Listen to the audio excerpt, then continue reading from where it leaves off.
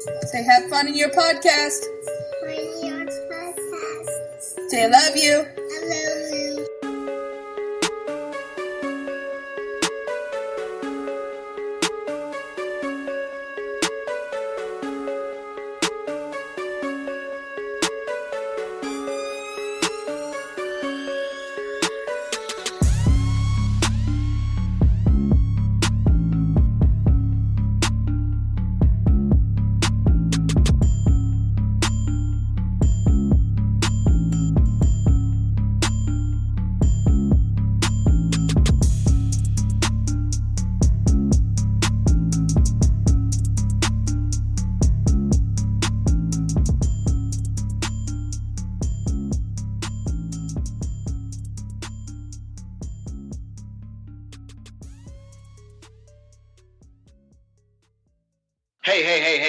Hey, what's going on out there, everybody? Negroraguan Podcast coming back at you.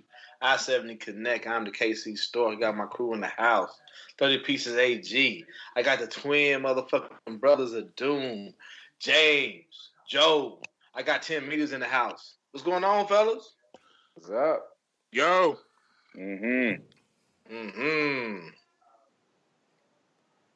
Frank? What's up? Nothing? Just okay, PSS. there we go. What's up? There we go. It's all good. So we'll start from the top. What's going on? 30 Pieces? How you feeling, man?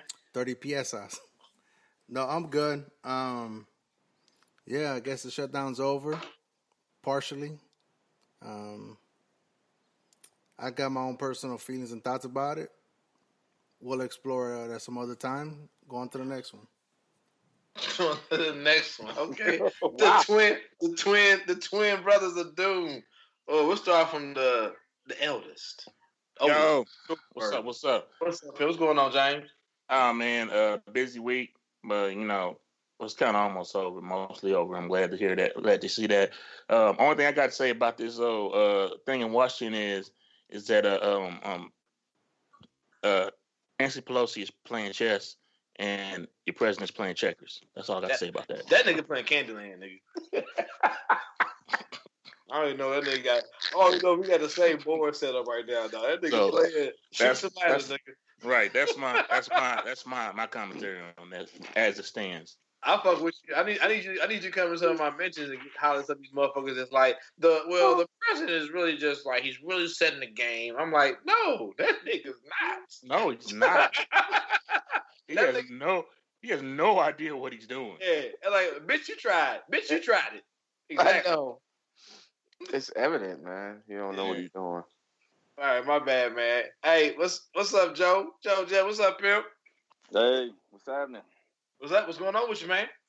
I think your boy Trump, man, said he don't need his wall because the walls are already closing in on him. If the walls are closing in, we need less money. This is true. Yes, indeed. Yes, indeed. Hey, we talked about all that shit though, man. Like it's crazy. Like you, fucking Frank, 10 meters, Joe, man, not Joe, my bad, James. Like ADA was pointing out to me, dog. Like niggas had brought up all these scenarios, dog. It's hilarious how we talk about it. That's why I love it. Mm-hmm. 10 meters. What's up, pimp? Wait, hold on. Except for Joe, that was a good negotiation tactic to give him the wall, huh, Joe? I don't think you ever said give him the wall. I love being quoted, like misquoted. That's just great. No, you said to get $5 billion worth of Frank, what you want. They're going back to the table in 3 weeks. Don't count your fucking. Hold on, dog. Wait a minute. Hold on. In Joe's defense, Frank, even you said this shit is temporary. Mm-hmm. They're going back to the table. Right, no, but I'm saying that Trump already gave his leverage, though. He gave his leverage up. As soon as he don't get his shit, man. I don't understand why you why you patting yourself on the back and shit. This shit's not over. No, right, but he gave up his leverage already. I don't know what's happening right now. It's supposed to be. I don't know either. I don't know either. This nigga got a fucking fake. This nigga was a Chiefs fan last week. This is why we lost. With this fucking racist ass. You know, the only reason why I fuck with Florida State is because my grandma went there and she's one of the first blacks to be accepted at school. That's the only reason why I fuck with them niggas. you spelled Anthony's name wrong though. We ain't gonna talk about that. You put a lot of eyes in there. A lot of eyes in Anthony, nigga. I don't even know if Anthony has any eyes. That's necessary. I don't even know if Anthony has eyes in his name, nigga. What happened? Anyway, No. what's up? How you doing? Come on, dog. You being emotional right now, dog. Don't be. Come on, dog. What's happening on your screen? I'm getting Tourette's, nigga. What's happening? Anyway, Timmy, what's up, pimp? Oh, nothing, man. Just chilling. Just, I see you got a new Hotep hideout. You got like Hotep hideout. Are y'all hiring? Like it reminds me of that scene from fucking I'm Gonna Get You Sucker.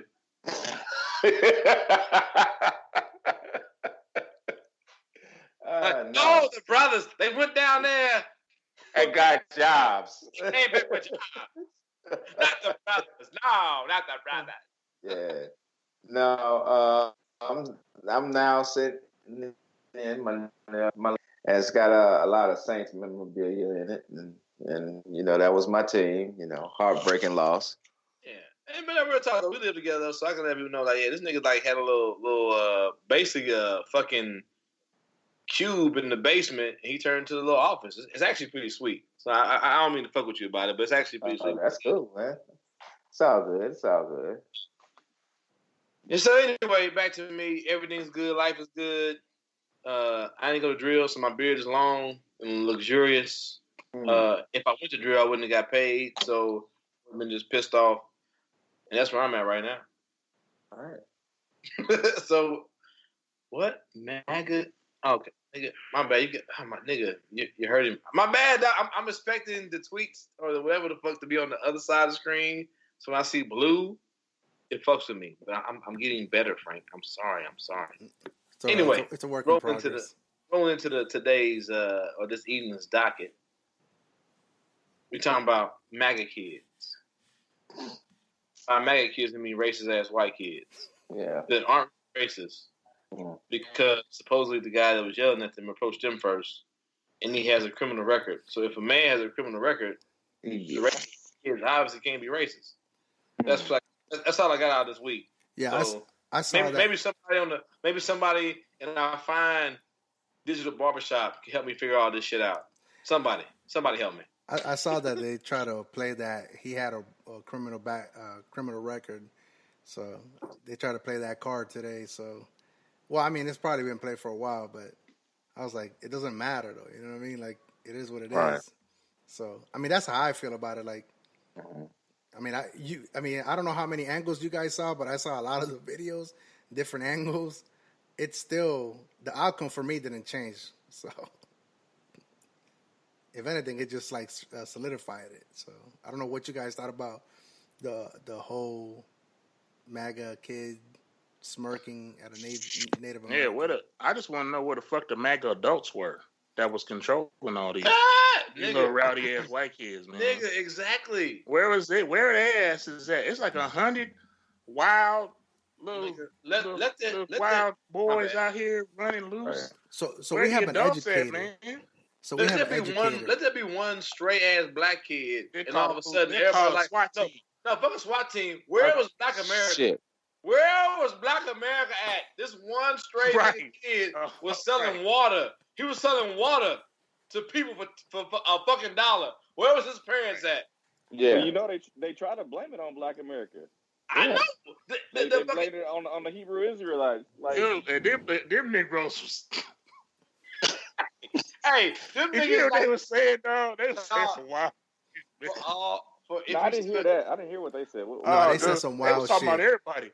They was talking about the main kids. They was talking about said that they told the Native Americans that that's why y'all lost y'all land and got slaughtered because y'all are not of God. I know they called the kids. They called the kids. Dude, they be on some other stuff, man. Because we know one that we used to work with. Who? Mike Ellis. I mean, do I need to bleep out that name? Was? He still is. At that time, he was. Well, it was a little bit after we were. Oh, yeah. Yeah. Because he went to. Yeah. Anyway. Okay, my bad. Some of that doctrine is like real all. Nigga, I mean, I know the doctrine, but I've never like met one in real life. Them niggas off the chain. Yeah, I used to debate. I had one I worked with about 7, 8, 9 years ago, and we would get on Facebook and debate. You know what I'm saying? Be in the scripture and that type of thing. It's kind of. I mean, they know the Bible forward and backwards.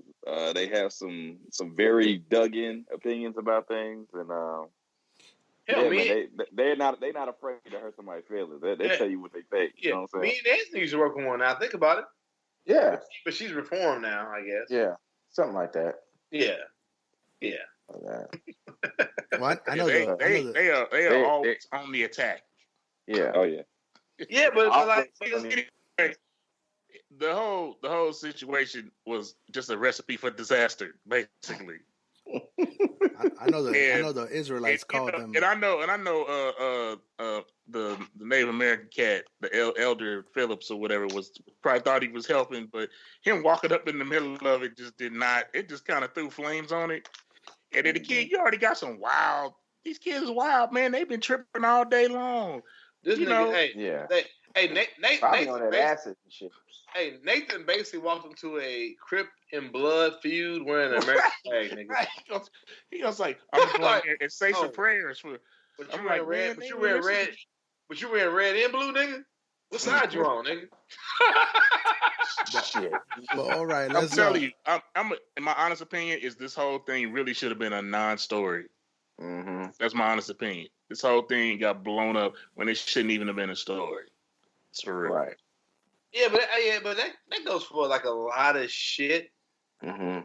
I guess it goes for a lot of shit, but like, and it shouldn't have been a non-story. But then it's like, but like you get a real good look into like if it's a privileged member of our society, how the media and how like. But that's like every day though. I don't need that. I don't need that to know that the media is always gonna elevate the white person, and the person of color is always gonna be denigrated. Right. For you. But I'm saying there are a lot of people out there who don't really get to see it happen so quickly and so fast. Because in the past, it's been a more slow building thing. But like this, it went from like literally in 2 days, it went from this poor, innocent Native American man to these poor, innocent white kids. Right. And like to see that happen so fast and to see how the media, but we see it all the time. We see it all the time with specifically black suspects, right? When like somebody gets detained by the police, somebody gets detained by the police.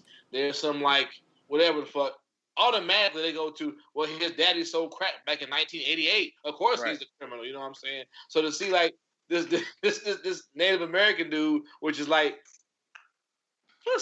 for the most part in some parts of America, it's still like that protected class of person, not really a nigga, but white folks don't really fuck with you still, so you're not really protected really. But it's crazy. But like to see it happen so fast, that's what I was surprised by. You know what I'm saying? That's what surprised me. Like, I wasn't that it happened, but the turnaround, how fast it happened, that's what fucked with me. Yeah. Well, that's what innocent until proven guilty really supposed to do. Well, I think the diocese, I don't know if it's diocese or the church, hired a PR firm like immediately. Oh yeah. So his family got a little money too, though. Right. They got a little money, so they PR'd and started putting them on TV, trying to look all innocent and all that kind of stuff. He still look like a little mug you want to punch in the face, though. I'm sorry. You know what? That face he had, we've seen that face so many times. You know. Yeah, shit, we see it in the president. That smirk. That smirk is just like infuriating. You know, and. I see on the basketball court, dog. I just drop my shoulder and just fucking plow right through him, nigga. I'll take that. I'll take that charge, nigga. I'll take it. I honestly think that the smirk on that kid's face is what really set fire to this whole thing. Mm-hmm. Yeah, it did. Yeah. It did. Because it was blatant disrespect for what I saw was blatant disrespect for the elderly. I mean, the Native American was like, he looked like he was about 80 or 85 years old. And here's this young kid, in probably his early 20s. But I like how it became. He had smirk on his face. It came to focus to this young high schoolers, dude. He high school kid, but it became focus to this one kid. Yeah, they are high schoolers. But it's all those motherfuckers in the background that I saw. Yeah, and you're right, and yeah, the smirk and they laughing and just mocking. It's just and I hate to and for me doing that whole week. My own son, right? My own one of my twins. Look, maybe I should have said it in the beginning. I don't know, but to this story, there was a white kid who fucking it's been cold out here in Kansas City. This little motherfucker wrote nigger on the bus inside of a heart. Wow. My kids took a picture of it, and then I always tell them, get evidence and then deal with these motherfuckers. And then dealt with them. So now next week, guess who got to go talk to the motherfucking principal and the bus driver to figure out why is my kid kicked off the bus, but this little white motherfucker ain't? Kicked off the bus for what? Because he confronted the white kid. He was like, hey, man, what the fuck is this? Oh, we saw him do it? Yeah, so he got a picture of it. Right. So I'm going to take this picture to the fucking principal and be like, hold on, man. Why is my kid kicked off this fucking bus and this little white motherfucker ain't? Mm-hmm. But it goes back to this shit, though, too. Why all of a sudden now we talking about this Native American dude who got a questionable past, who may or may not been AWOL. So shit back in the 70s. 40 years ago. 40 years ago. Like somebody on Twitter said, somebody on Twitter made it, I love Twitter, because sometimes niggas come through with a very simple statement. Somebody said, well, Nathan Phillips got a criminal past. And this nigga very simply said, America got a criminal past. That's what I'm about to say. About that? What we gonna do about that, nigga? Right. You talking about make America great again.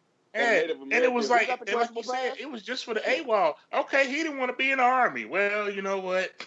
It's probably a lot of dudes that didn't want to be in the army. Hold on. But it don't even specify, though. So you can miss one movement and have AWOL on your record. Oh, okay. Right. Bro, You know what I'm saying? you could not show up to formation and be AWOL. Yeah, Right. sure. He just might have just been irresponsible. Yeah. So because I got into a talk with a motherfucker about that. He's like, well, he was AWOL. I'm like, you been in the military? No. I'm like, nigga. You can miss one fucking formation, and if you got an asshole drill sergeant or commander or first sergeant, you AWOL, nigga. Yeah. You're absent without leave. Absent without leave, That's nigga. all it means. We had a formation. You knew the time. Your Native American ass ain't here. Your red ass. Your red ass was it? Your red ass. Show title. Your red ass was supposed to be here. I don't see no feathers here, nigga. Where he at? I don't hear no drums beating. Where he at, nigga? All right, so we'll go around the horn. We're getting into that territory. Yeah, we'll go right around the horn, and then I guess I won't play the video or anything like that, but shit right around the horn. I'm making up. Yeah, so we'll go around the horn real quick. Final thoughts on the mega kids. We'll start off with the KC Stork. Final thoughts on the mega native thing. I don't know, man. It's like James said, it should have been a non-story, but I think that smug ass face imposed in front of this Native American man, like older man. It's really you put any person of color in that same position, and it's really a screenshot for American man. This motherfuckers just fucking people over who've been here for a minute, who have done things to make America, who actually have done things to make America great, who get shit upon. But in the bigger picture, it's like a non-story, especially with what was all going on.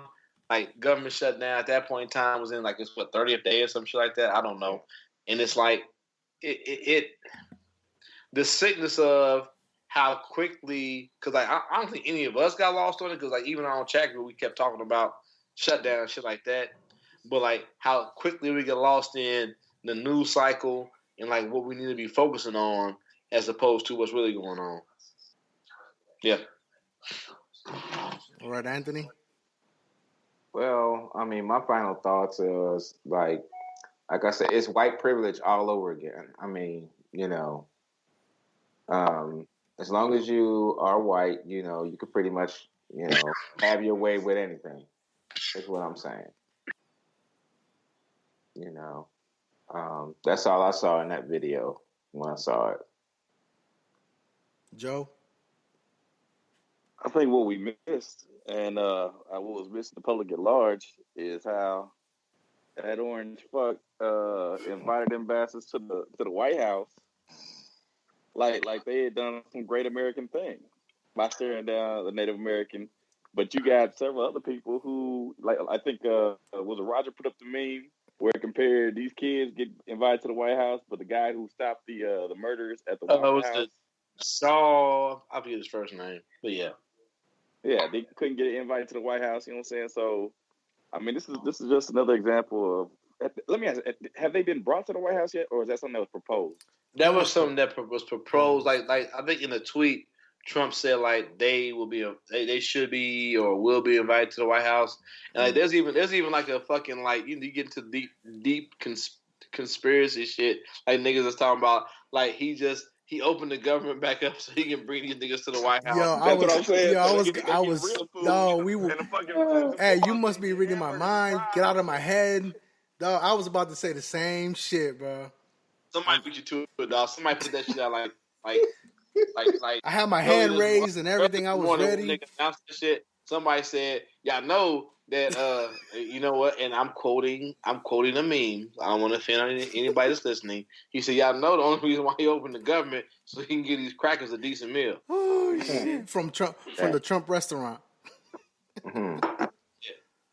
But yet he couldn't feed the Clemson players. Yeah, but a decent meal. For real. But hey, my bad. Go ahead and finish, Joe. Nah, that was pretty much it. Yep. All right, James. Big Yeah, James. Man, I just think I still say it was just a non-story, man. And think about it. Nothing really happened. Nope. Like there was no violence. No brawl. Nobody got shot. It wasn't even didn't nobody even throw nothing at each other.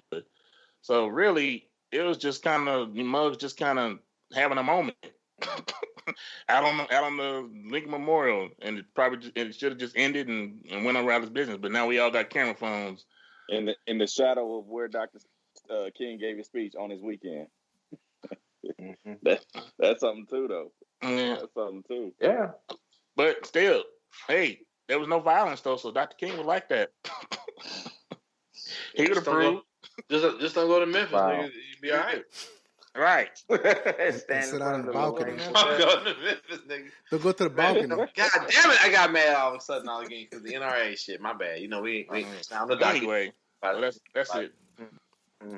I guess my thoughts is I kind of feel what James is saying that this really should have been a non-story, really. It's just the immediacy of and then accessibility kind of made it be brought up in the media to something that if it's trending on social media, the quote unquote real broadcast media would have to pick it up. You know what I'm saying? But at the same time, it's like you're right though in the sense that nothing really happened. I mean, you are absolutely right. Non-violence, both sides or three sides, if you count the Black Israelites, they all kind of said their piece. The Black Israelites called the white Hebrew Israelites. I know that's what the Native American called them. Oh, I don't know what they believe they are the true Hebrews, bro.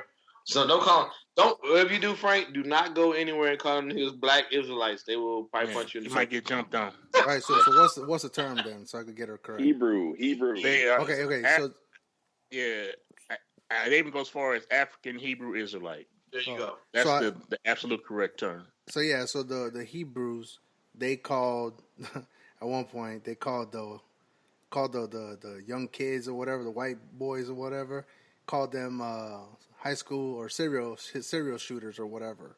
You know what I mean? And then they fired back, and then the Native American guy came in with the criminal background. I mean, I don't know. I mean, it is what it is. But the thing is, though, like it's like you wrapping up though. But like even you said it though. In that specific term, you got the white boys saying they shit. They was also popping off at some white girls too, which also came out later. You got the black. My bad, I did what you did. He about to do it. You got the Hebrew Israelites out there saying they shit. So I love how it's like, and then you have the criminal Native American. None of that shit was present when it happened. Right. His little record wasn't present when it happened, but all that other shit was.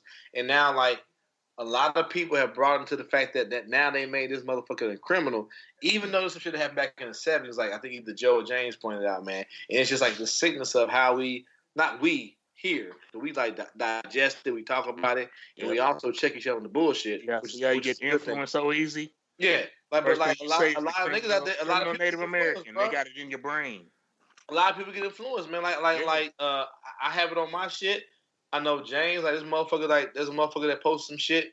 Like he said, like he agreed with us on like, these motherfuckers. Sean, man, I be wanting to talk to him. Yeah, like, he doing it on purpose, man. It's like you agree that motherfucker's a piece of shit. But why you argued the point that wasn't even being made on the post, man? Yo, are we just gonna drop people's names on here, or can I bleak them out? Listen, fuck him, fuck Sean. So like, cause I already told him, like I'm like James see me, I'm real, like, and James know me, so he already see I'm real sarcastic with him. Like, okay, sure, but you said this though, but now you saying this. I just want to make sure, and I'm out. You know what I'm saying? But it's like motherfucker. That's why I didn't even entertain it, because I know what he's doing. No, okay. I won't get too deep into it because we get on our point. I know, you're right. But he. I'm glad you brought his name up. I didn't want to, because like you know him more than I do. But he is like this. He represents the sickness of America, where like, yeah, white people and these little kids are bad, but what about this Native American man that may or may not have done something 30 years ago? What about him? And that's where we at right now. It's like he ain't a criminal today. He didn't commit a crime today. And whatever crime that he committed, whether it be AWOL, whatever the fuck, he's paid that price for, or he's been held accountable for it. But we talking about what happened a week ago. Yeah. And that's what pisses me off, man. Like it should be a non-story, but it just draws like greater attention to what's going on with America, like where like motherfuckers are just like losing sight of like what are we talking about, and that's why I love the show, because like we really try to focus on exactly what we're talking about, instead of like getting caught up in like memes and all this other shit like that. I hate it. I hate everybody. But kick the earth to the sun, nigga. But that's what it is. I mean, I'm bringing it back. And that's really the reason. That's really the reason why it became a story, is because it was trending. I mean, if you're in the media and you're broadcasting, you have to gravitate to that. If it's trending, it's trending for a reason. So it got picked up. Yeah, I feel you. But media can be cultivated. But like, yeah. But let's move on though. Yeah. So I mean, that was the final thought, and we'll go on to the next one. I know you guys brought up, it's not Oscar week. It's just the nominations or whatnot. I know there's a lot of other award shows going on around the same time. So I think, who was it? I think Joe or James, you guys probably paid more attention to some of the Oscars. There was some significant nominations. Frank basically said one of you niggas named Jefferson. Right, one of you Jefferson. One of you Jeff. Hey, I said it polite. Jefferson I mean, you can't even. Come on, I tried. A for effort, at least, bro. I mean, shit. Is it the light skinned Jefferson or the dark skinned Jefferson? Right. No, but I mean, out of all the nominations, when we have the list, I know you guys wanted to focus on two specific ones for real great reasons too. So I'll kick it to you guys now. Go ahead, James. Yeah. Well, the one that stands out, of course, is Black Panther being nominated for Best Picture, which is an accomplishment in a couple different ways. First of all, it's basically an all-black movie, from the directors to the producers to the actors to the costume designer. It's mostly black. So I call it a black movie, even though it is a Marvel movie, which is the other significant part. It's the first of the Marvel Cinematic Universe films to be nominated for Best Picture, which upsets some people. And that's fine with me, because I think it's great, and I think it's deserving of a nomination. I mean, I don't think it will win, And I'm not really making a judgment whether it should win, but I think that it deserves a nomination, and I'm glad that it did get it. The second significant achievement is that Spike Lee, unbelievably, this is his first director nomination. That was shocking to me. That was shocking to me. I thought for sure he had been nominated for director before, but apparently not. So that's quite the achievement. Also, I believe it's deserved. I think that's one of the best films of the year, in my opinion. It's got a couple of nominations, I think, for best screenplay. I believe Adam Driver got best supporting actor, a couple other things. So those are the two significant ones. There's also some other ones, like Regina King got nominated for Beale Street for best supporting actress. Mm-hmm. Mahershala Ali got nominated for best supporting actor for Green Book. Those are the standout nominations for people of color, and of course, there's like the native. Speaking of people of color, the native the native woman that got nominated for Roma. She's like, yeah. So it's a I call it Oscars not so white this year. Yeah, that's good. That's good. But a lot of white people mad, James. Why they mad? Huh? I said a lot of white folks mad. Why they mad? Why they mad, James? Because they like it when it's all white. They don't like it when it's not all white. Right. Certain white people. I'm not gonna say all of them. It's gonna look like the BET Awards. A certain adamant section of the Caucasian public that does not want to see anybody black get any achievement or any recognition. But I thought all the white boys only love comic book movies. That's what I thought it was all about. They like the white comic book movies, man. Right. Yeah. Yeah. Black Panthers. They've been denigrating black ever since Black Panther started making money. Hey, remember when they was doing them pre-sale tickets? Why was the white boys mad, nigga? Right. About pre-sale tickets, nigga. Why selling so many tickets? What? Hey, that's awesome though. Hey, Joe, do you have my bad, James, but do you have anything to add to that point? Yeah, I mean, I think Black Panther was definitely deserving of a nod. I'm gonna guarantee it's not gonna win because they didn't get a single other of the major categories. Oh, everybody else was gonna win Best Picture anyway, so that's not. Yeah. Who you got on it? No, Roma's gonna win. They love that movie. All right, well, I haven't even heard of that. I hear you. Roma, the Netflix movie. They love that movie. It's the darling of the critics and all that too. Fucking Oscar? Bro, if that's a big story, if Netflix wins. I'm serious. It's won a Golden Globe already. It's won a bunch of other awards for Best Picture. It's the front runner. Yeah, not gonna lie. Netflix does put a lot of bullshit, but they do got some good shit on there. Yeah, Netflix knocks it out the park here and there. Yeah, and then I know you guys wanted to focus on Black Panther. Like that goddamn Bird Box. But that may be the most overhyped flick of the last 25 years. Well, it made a pretty damn good meme. That's about. It's some niggas out there put some great memes up. It's some great videos up. Hey, but that movie is nigga. It's just okay. Right. The movie with me. And I'm gonna cut nobody else off. Though. All I want to say is that Malcolm X meme. He's slamming that shit down and taking his glasses off. That's me at the end of Bird Box, nigga. That's right. That's one of the best gifts out there. That Malcolm X. It applies in a lot of situations. I said, nigga, is that it? This bitch wake up at the deaf school of the fucking retarded with her kids. She ain't named, and it's all good, nigga. They were blind. I'm blind. You said deaf. Spoiler. They were deaf, I thought. No, they were blind. Blindfolds, man. Nigga, blind or deaf, nigga. I don't give a. Oh, blind, you right? Because the deaf comes in a quiet places where being deaf is play. Yeah. My bad. I take that shit. Which, by the way, is a way better movie, A Quiet Place. That's one of the better. Quiet Place is a much better movie, nigga. Yeah. Anyway, y'all bad. My right. I knew it was a sin.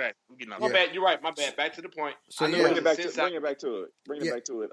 But what I was gonna say is with the Spike Lee situation, and him finally getting a nod, for best director. Is that the first movie he got up for best picture? That's definitely the first time he's been up that's for the best first director. time he's got for best picture, I think. So, For best I director. don't think he got the nod for Malcolm X, which was. Well, I know Denzel was up for Malcolm X and lost to fucking Al Pacino on some bullshit. To me, Black Klansman was good. I think it was a unique story. I think it was a timely story. But I don't think it's even one of the top 5 Spike Lee joints. You know what I'm saying? If you ask me, I think it still deserved a nomination though. No, I'm not saying that. Just because it was the bar is high. If you're saying it's not one of the top 5 Spike Lee joints, to me, Spike Lee is far undervalued in terms of his. For sure. Anybody that is honest and has any real taste in movie knows that Spike Lee is one of the best directors we've seen of this generation. Yeah, so I mean, the fact that it's a crime that he hasn't been put up for the award before. I mean, Do the Right Thing, Malcolm X, right there too. Probably the best movies I've ever seen. Yeah, but you got to look at what he was going up against that year. Bamboozle's another one that's very thought provoking. He got game. I mean, I fuck with Jungle Fever though. Really. Yeah. Jungle Fever. Yeah, but Mo Better Blues. Shit. Jungle Fever. Yeah, but you also have to look at what was going on that same year though, because I mean. If it was a great Spike Lee movie, apologist right here. Here we go. Hey, he already getting ready for the next segment. No, because I'm just saying. I mean, hold on. Let Frank. Let him say his piece. Go ahead and do it. I'm just saying though. I don't know what the nominations were. Bro, I was just about to say, hold on. Now you can't say. No, I'm about to say you can't say what's going on that year and not have a rebuttal. What I'm saying is you don't know. I don't know what other. So why you saying it? What the fuck are you talking about? I'm just saying that. Now you know how I be feeling. It's like how I be feeling. Right. Hold on. At least you'll be having a good rebuttal. You Frank, all I'm gonna say is Frank, for the next show you said in this year when Mo Better Blues was released, this was the best picture nominations. In this year when fucking Jungle Fever was released, these are the movies that won. You know what I'm saying? But look at the same energy you're bringing. Okay, hold on. But look at the same energy you're bringing with Black Klansman. As good as a movie as it was, even James and Joe already said, as great as that movie was, is not in the top 5 of Spike Lee, and then B, you got to look at the other movies that it's going to get up against. That's all I'm saying, though. I mean, but you were just so quick to jump down the throat. That's what I'm saying. What you're missing is like they're saying that. I won't. He should have already had 5 nominations. Yeah, no, 5 nominations. Already up. Yeah. This is still good work, but it's not even his best work, which is being recognized. It's like saying that when Denzel got all like hyped up for the Hurricane and Malcolm X and didn't win, but he won for Training Day, and a lot of niggas said Training Day wasn't even his best shit. No. But Training Day was good. Don't get us wrong, but Malcolm X and Hurricane were much better acting. Malcolm X by far was right. Malcolm X by far, but was it better than every other movie that year that it went ran against? At the end of Malcolm X, nigga, I cried, my nigga. Even though I knew it was gonna happen, I still cried. Right. Yeah. I show that to my kids in class every single year. They if you're gonna graduate from Central High School, you're gonna have to watch Malcolm X and Mr. Jefferson class. But what I'm saying is you got to look at what the field was. I understand that might have been a great movie and all that stuff. But what I'm saying, Frank, is though you're not bringing to us what the field was. That's all I'm saying. But where the facts at? Where the facts at? I mean, we could GTS it right now and go for like 4 hours. But you don't want is bringing it. But what I'm trying to point at that even as great as a flick Black Klansman was, look at the field right now that I'm showing on the picture. Look at the field. Do you think that James and Joe put it honest saying that it don't mean shit though. He still might not win. Right, but that's what I'm saying though. As good as a flick it was, you got to look at what he was going up against that specific year. nigga, though, how many? Right now, he might lose to a Netflix movie, bro. As great as of a movie that shit is, he might lose to a Netflix movie. All I'm saying is, though, you said 10 years down the road, niggas ain't gonna fucking know. Like, yo, I don't know the whole list, but I know that came out that year. 10 years down the road, if you bring a counter argument, have the counter argument. That's all we're saying. What? You're saying, you keep saying, huh? You keep saying, I feel you, though. I feel you. All I'm saying is, you brought up the fact that all you said was, what about these years? Without bringing up who was against him during those years. You're saying that it was a great film and should have won, but you don't know what the list was. You're doing the same shit. Nor do you. And for you, all you know is I may know what the list was, but I need you to know what the list was. Do you? No, but I know this year's list, and so Black Klansman is going up against. You said but, and I got lost. Right. I'll put it this way, Frank. There are not 5 movies better than Do the Right Thing from 1989. No. There's just not. And I think the winner that year was fucking Driving Miss Daisy. Yeah. I haven't seen Driving Miss Daisy since 1989, nigga. Is that the Al Pacino one? I haven't watched that. Say what? No, that's not the Al Pacino one. My bad. Son of a Woman won in 92. And Son of a Woman wasn't even that. And Son of a Woman wasn't even that good. Besides that nigga, that I liked it. I enjoyed it. He was like, Son of a Woman won Best Picture. I don't know. I don't know if it won. Al Pacino won Best Actor. I burned it down. I burned it all down. I don't know who won Best Picture that year, but I know that was up. I know that was the one that took down Malcolm X for that took down Denzel. Hold on, Joe. Yeah, that was a legacy award. Hold on, Joe. Are you saying you have more facts than the person with the counter argument? Well, I say that. I mean, this is something I paid attention to for 30 years. Right. You know what I'm saying? But I'm not trying to argue. I'm just saying, like, yo, be caution. Like, not trying to argue, but create an argument. But Frank, you telling us to be cautious, but we know this stuff. I'm sorry. We watch lots of movies. We've been doing it since we were young. We've always watched lots of movies, not just black movies either. No, how many niggas we are versed. Say, wait a minute, why did this get nominated? We know actors. We know movies. We know the years they came out. We know directors. So we're not speaking from a place of ignorance. We're speaking from a place of knowledge. Okay. So just know that. Know that, nigga. All right, so he lost 5 times to subpar movies. Huh? I'm going to say one thing in Frank's defense, but I think it's bullshit. But I'm going to say one thing in Frank's defense. Trying to help. They have gone from 5 nominees in recent years to 10 nominees. Yeah. So they have expanded the field in recent years. So you go back probably 10 years, and a movie that might have gotten a nod, they would have probably gotten a nod in 2019, may not have gotten a nod in 2009. I'll give you that.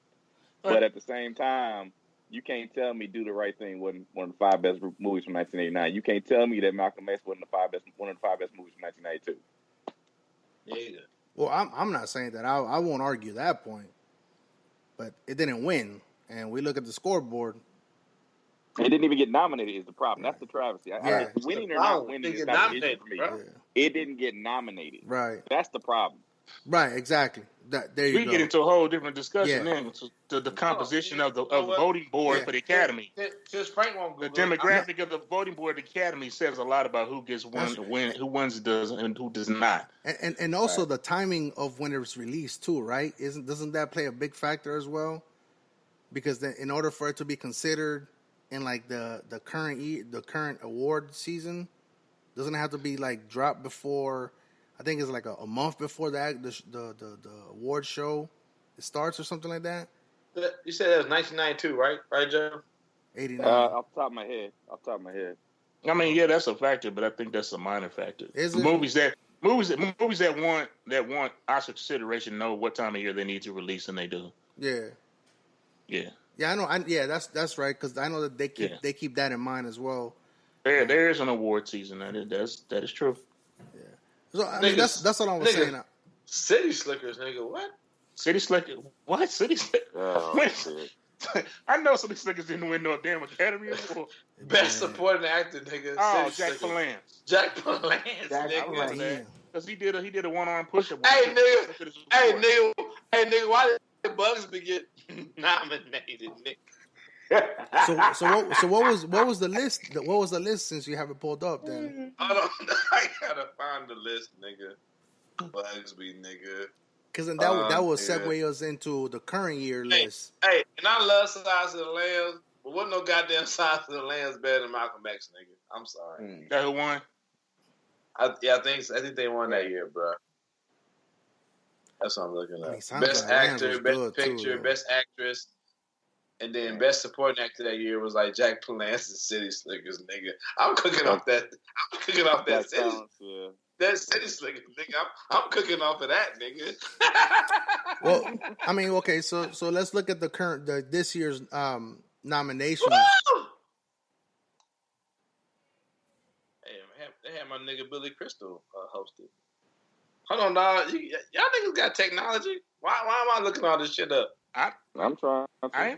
Right. What are we looking at? I don't even know. I don't know. Like, I was going to segue into just get into like the categories. What? After just like we said what we really need to say on this, honestly. Hold on, nigga. Terminator 2, Judgment Day. Yeah. What? Quit naming movies, man. You give like a category or something, man. Right. You're just screaming out movies. Beauty Let's give me some context.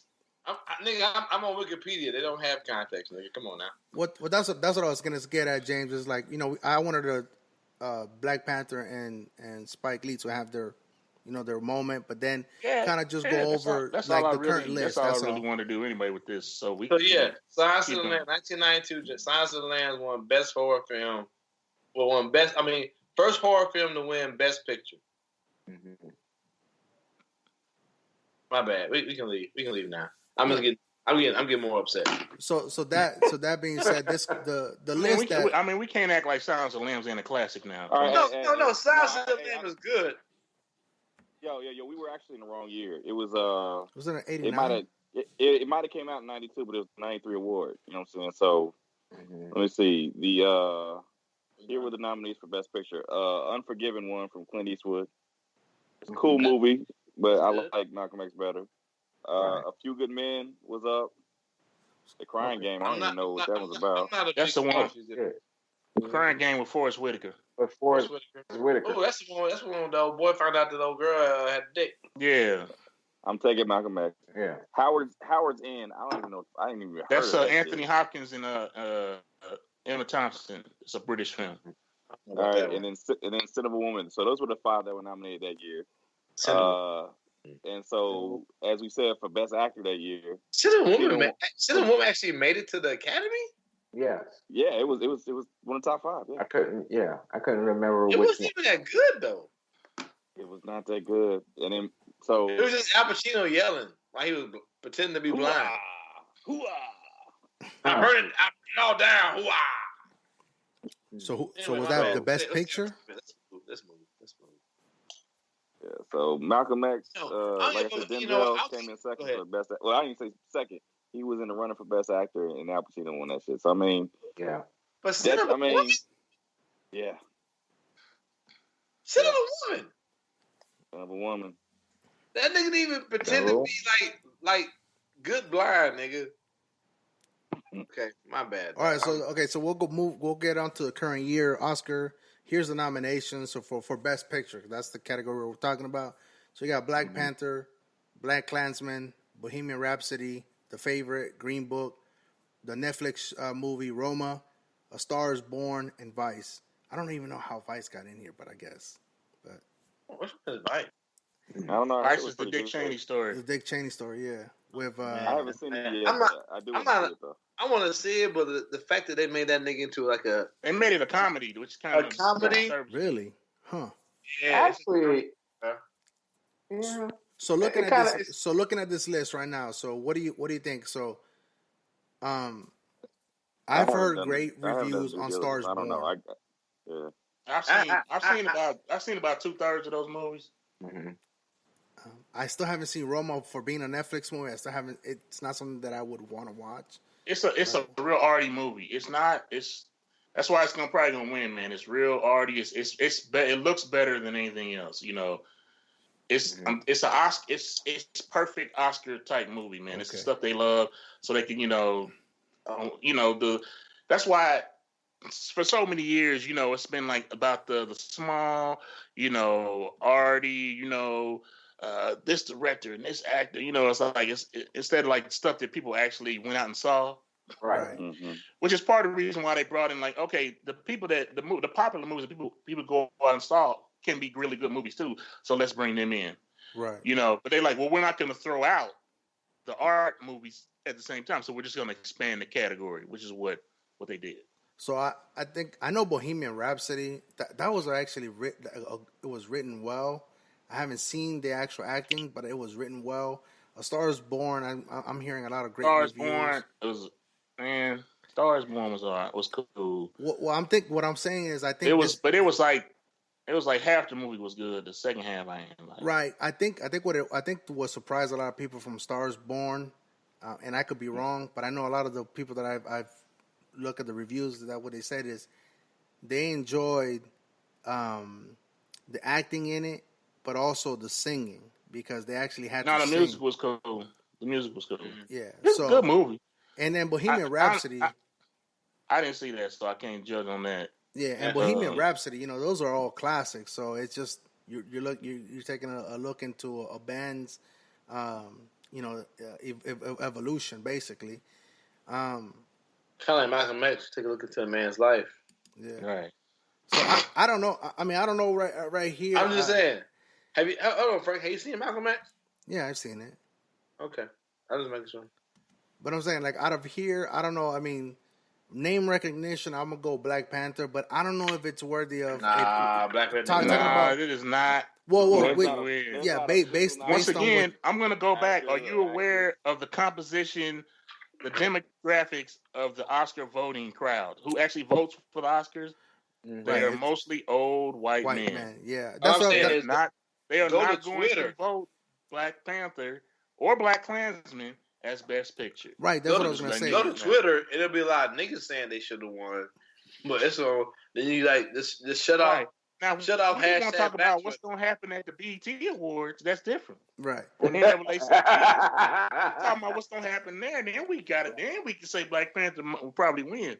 But we're not talking about that. We're talking about the mostly white Oscars. Right, and that's what after you said it's typically goes to like the artsy, the art sweetheart of the Academy. So I guess I could see Roma. I guess I would have to see it sometime this week to see if I. Dude, Roma's already won all the other awards from all the other, like they won the Golden Globe. They won That's not a guarantee.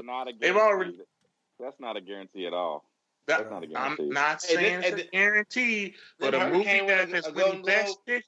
A movie that is winning Best Picture and all the other award shows is usually the front runner.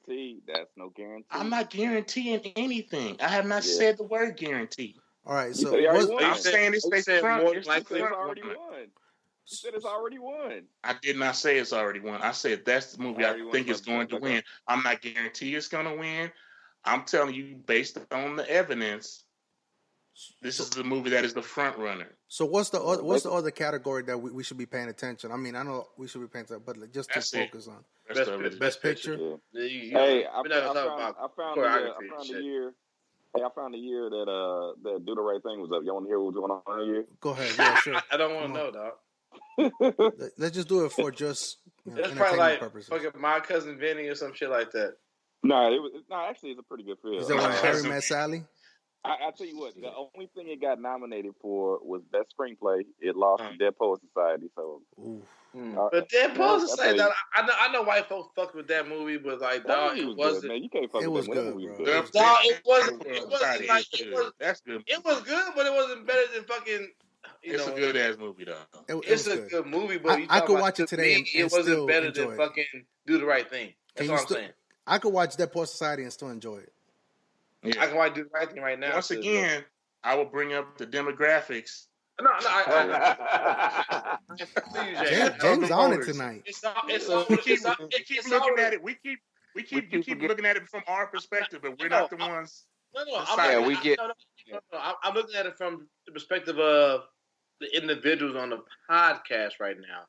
I get what you're saying. I'm fully aware. Podcast awards. Oh yeah, we talking about something different then. Yeah, I'm fully aware of the. Go ahead, Jet. My bad. Go ahead, Joe. So the other one it was up for was Best Supporting Actor. That's the year Denzel won for Glory. Okay. Right. But you know who they nominated for Best Supporting Actor from Do the Right Thing? Danny Aiello. Danny Aiello was up. Oh, But it's all black cast. We're gonna put the Italian we'll dad. put the Italian, yeah.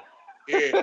Oh, I did want to bring that up because Black Klansman, Adam Driver got nominated and Little Denzel did not. And Little Denzel was just as good in that movie as he was, if not better. Yeah. But that's always happens though. I know it does. I'm just bringing it up. No, but like I'm making it. Moving on. Yeah, I feel you. But like how you told me, Roger, remember? You know what? I know. No. My bad. No, I won't do it to you. I won't do it to you. We all know what we all like. We should all have a basic understanding that we know what it is. So when I say my frustration, it's not because I'm ignorant to the fact that that we know what it is. Yeah. It's my frustration. That's and I understand your frustration. I've had the same one. My bad. Well, let me add to that. Here are the 5 nominees. Nigga, goddamn it, James. That were up. Joe. My bad. Here goes. So it was Field of Dreams. Who?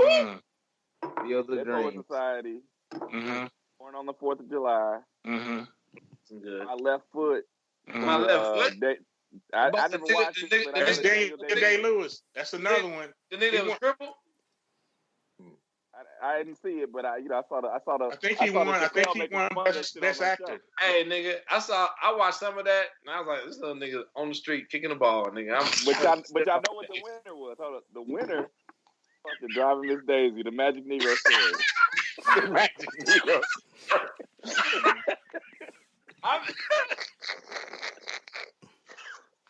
Hold on. Well,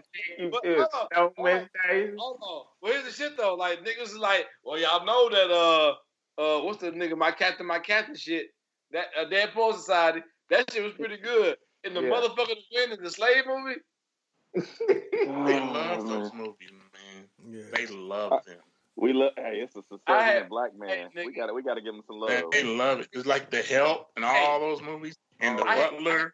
I have seen they that. Love those movies. I have seen that movie exactly 0.7 times, nigga. I have not finished it ever in this lifetime. All right, so we have hey, this might be, we might have to revisit this and go back and review the nominations and then make a Nicaraguan and then make a Nicaraguan winner. You know what I'm saying? Well, like we keep talking about like a hip hop group. We need to have like a fucking like top 5 Magic Negro movie of all time. I was just gonna say go back to a year. That's a good one right there. Yeah, write that one down. I'm putting back. I'm saying like we need like. Yeah, I was thinking the same thing, Joe. Bag of Vans. I'm putting Green Mile up. Don't say it.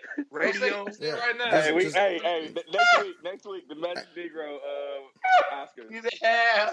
There you go. Like we need to make it like we do it like an all. Hey, does my vote count? All Magic Negro, like Magic Negro actor, Magic Negro actress. We may not get feedback, but that could be like with like we keep talking about like introducing like we talk about offline. Hey, but does my vote count? Let's move on. Would my vote count? What? I just want to know. I'm just as a quarter, my nigga, as a quarter. Because you like narrowed it down to black pictures, so I was three like, fifths. Of the There's no like magical Nicaraguan movie. Well, no, that's what I'm saying though. It's gonna be my. There's no Nicaraguans in American movies, very Hey, often. We don't know about them. So y'all claim white. So what we gonna do about that? That is true. Y'all So we So he didn't deny it. I'm not paying attention. I just yada everything. So he said so. all over that. Yada. Dreamers Act. Yada. We here now, nigga. What we gonna do about it? So we'll go around the horn. Right. So we have this list. For Best Picture, and that's the only one that we're really gonna focus on. Just out of this list, which one do you think has a strong vote? We'll start out with the KC story because he's so passionate.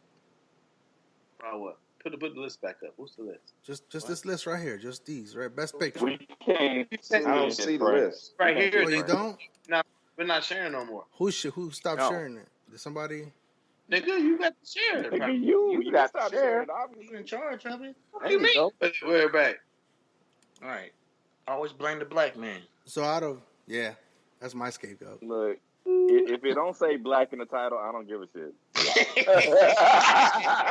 Well, the Green Book is about black folks, isn't it? I ain't favorite. If it ain't Black Klansman or Black Panther, I can see Green Book making it because white folks want to make They love. Green Book. Another magic. They love. I'm not gonna say it's necessarily that, but it's definitely not about. It's not. It's the movie is not about Don Shirley. It's about the driver. And I got movie. Yeah, I got to apologize to James because like off top, I thought they were gonna make an Imagine Negro movie. They made it worse. They made it not about a nigga at all. It's kind of like a tragic Negro story, actually. Yeah, it's like it's worse. Shout out to the Bodega Boys. Hey, shout out to the Bodega Boys. They're on the same page with that. They just call it how was the Italian movie? I forget it. Yeah, the last episode. No, it's.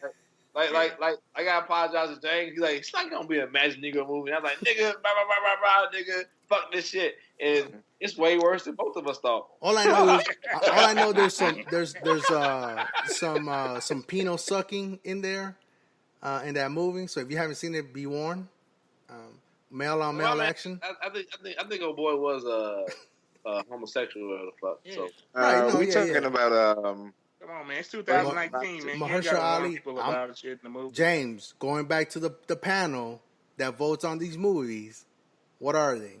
What's the demographics of that group that votes on those movies? Yeah, what they got to do with what you said? They're old. That's what I'm saying, though. It might not win because of that. Man, they nominated Brokeback Mountain. The whole movie was about homosexuality. What are you talking about? there's a Moonlight one. There's a lot of right. Moonlight was all. Yeah, Moonlight won Best Picture. What are you talking about? I think Frank and Best Actor. Old and white and arty old and white, which means like there's a lot of like old and white arty homosexuals who have had to hide for many years. Yeah, who they're like, we ain't got to do it. Yeah, that was. All right, so go ahead, Stork. Which one do you think might have a good chance? I said like my make a mad pick gonna be Green Book, dog. Make niggas mad. Okay. Yeah, that's actually not a bad call. Actually, when I think about it. Go ahead, James. So what do you think about the list? I still think Roma's the front runner. It's not my personal pick, but I think Roma's gonna probably still pull it out. Okay, so what would be your hypothetical pick? Oh, my movie of all these movies, right? Shit, probably Black Panther. Oh, you didn't ask me that shit. You just like, jumped on me. What I want to win? Yeah, Black Panther's like a cultural benchmark. Yeah. On top of being a really good movie. I want Black Panther to win because motherfuckers would be so mad, nigga. And Twitter would be so good for like a week, nigga. A week. That's true. If Black Panther you somehow... think they'd be mad of a Black Panther? Let Black Klansmen win. See what they do. all right, Joe. Joe with the spiciness. No, Joe with the spicy though. What they like? They open up. It's like it's a tie. Black Klansmen and Black Panther. The whole damn place will explode. And I'm blacker than black. I'm black, y'all. I'm black. All right. I'm black. Yeah, I'm the Black Steve. All right, so Los Angeles just burst in the flames if that shit happens. So go ahead, Joe. I guess Joe. I mean, thanks, James, for your opinion. Go ahead, Joe. I mean, you just dropping dime and spiciness all over the place. Hey, like I already said, man, the only ones I've seen are the black movies. I'll say if I can't go black, the only one I wanted to see was Vice. So I still may check that out, but the rest of it, I'm cool. I don't know. I ain't seen it, so I ain't did the research. But I'm saying that's the only one I wanted to see on the list. other than the ones I saw. So Joe's going for anything black. Yeah. Yeah, I mean, we all feel like that, honestly. I always bet on black. Yeah. Here's the problem though, like Bohemian Rhapsody, I'm interested in. Yeah. And I'm watching Roma because it's on Netflix. I'm gonna go back and watch it. I'm gonna go back and watch it. I guess I'll watch it. Okay. I'll tell you this. How about? Hold on. A Star Is Born. I'm like, a lot of these movies though, like that's what fucks me up. A lot of these movies in Best Picture, I seen the motherfucking promos for them. I'm just not interested in them. No, I've heard a lot of great things about Stars Born. I bought it. I'm gonna watch it. Me and my wife are gonna watch it tomorrow. You bought it? I don't know if I've also heard a lot of shit that says it's just a fucking two white people singing and a nigga that's a fucking alcoholic. I can watch. What's the movie with I know you're talking about. You know what? There's a lot of movies out there about a woman, or there's one when a woman is a drunk and a man is a drunk. There's a lot of movies out there, nigga. I'm saying, but it's not. Don't pay for it. Don't pay for it. See it for free if you're gonna see it. What is it? The one with Andy Garcia, dog. But even then, though, Roma, we could watch it right now. It's readily available. I haven't watched it yet, so even I guess Netflix is throwing a wrinkle into everything now. And Netflix is trying to be a major player. Yeah. Well, they already are. Yeah. But like in the awards, arena too, and they're starting to. It's good. All right. So go ahead, Anthony. Okay. So what I guess what would you want to? I guess we really all haven't watched all the movies, so it's really not fair to ask. Actually, Andy Garcia in 1994, When a Man Is a Woman. Better. They just wasn't singing. It's the same goddamn movie. Just wasn't singing. That was a good movie though. That shit kind of made me cry though too. I'm just not gonna pick. That bitch is out there. Anthony probably in the wrong year anyway. He probably don't know what year. That nigga was out there digging out bottles of vodka. Like, bitch, what's wrong with you? Yeah. Wow. I think what you're talking about. I don't know. He went off on a tangent. Yeah, he did. Who, me? You digging bottles of vodka out of what? I remember in the movie. All right, reel it back in. Yeah. No, I'm going back in, but I'm saying in the movie, he was married to an old girl who was a fucking alcoholic. Right. So like digging bottles out. Oh, you mean when he was finding bottles around the house? Yeah. In the house, trash, trying to hide that that's shit. Where he was. Okay, that's where he went. That was a much better movie than A Star Is Born, which deals with the same topic. Have you seen A Star Is Born yet? But I heard reviews. Now I've seen enough, dog. I ain't gotta go to the sun to know that it's hot, nigga. You know what I'm saying? I don't need to go there. I get it. I'm still gonna hold out my bad. Go ahead. And I guess I'll finish off this segment with No, can Tim Meter speak? He said he's not picking. He said he passes. Yeah, I have to pass because I got interrupted. That's all right. Yeah. Winston. Well, don't be sensitive, nigga. Go ahead about it, bro. When you say something. I'm good. You interrupted me, Roger. I have a man cave and be sensitive. Anyhow, so I'm gonna go ahead and say for some reason I feel like Bohemian Rhapsody is gonna win. Mm-hmm. Thinking about what James said, the artsy, the music, the art, the how it was written, how it was shot, and all that stuff. I think that is not an artsy film, by the way. That is a music biopic. It's drugs and white boys. It is a typical music biopic. Just letting you know. Go ahead though. Right, but going back to the demographics that's going to vote on this, I think they're going to be able to easily relate to it. It was their time. It was their music. That's just my opinion. But I am going to watch Stars Born, and hopefully next week I'll give you guys a review of what I think it is and whether it's worthy of a watch or not. Whether it be free or bought. Huh. All right. Anything else before we move on? Let's move on. No, sir. All right. So we're going to go into a sports segment. And we're going to touch on the pay-per-view fight between Manny Pacquiao and Adrian Broner from last week. We discussed it a little bit with the boxing commentators that we have with Joe and James. And we'll let them discuss it without interruption, Stork. And Go ahead. I'll kick it to Joe. What's going on, Joe? What do you think about this fight? Hold on, Joe. Why we gotta call me out, nigga? Right on cue. Why we gotta call me out though? Go ahead, It's Joe. okay. Hey, Joe. Go ahead, Joe. Fuck this nigga. Well, I mean, I think the fight played out exactly the way we said it was going to play out. Adrian Broner has not got the skill that he professes to have, and he ain't got no heart. I didn't, I've seen clips of the fight. I've seen, the highlights. I didn't get a chance to watch it live. But, I mean, the stats say he got 50 punches off in the whole fight.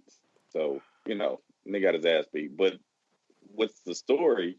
Reason why we bring it back up is because of this nigga's confidence and just outright foolishness in what he claimed after the fight. So everybody watched him get his ass beat for 12 rounds.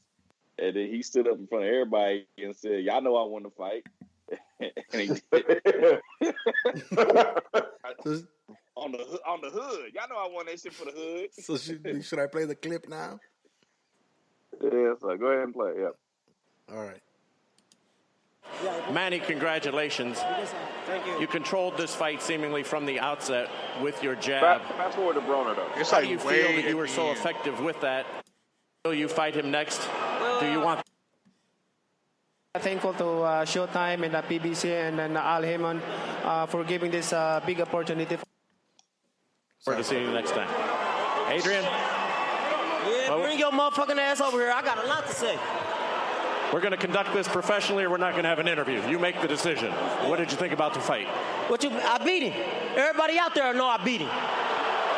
Everybody out there know I beat him. I controlled the fight. He was missing. I hit him clean more times. I beat him. You averaged 8 punches. Less than 8 punches was the most punches that you had in the round, and it seemed as though you couldn't get close enough. It already sounded like you was against me. So I already ain't got a fair shake talking to you. But let me talk something. Let me let y'all know. I want to thank the whole hood who came out here. I love y'all. I did this for the hood. Y'all know I beat that boy. Y'all know I beat that boy.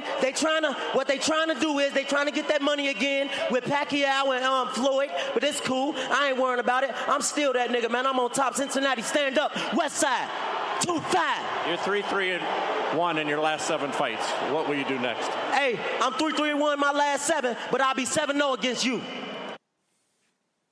Joe? My bad. This nigga, he don't live amongst us, bro. This nigga on his own planet, bro.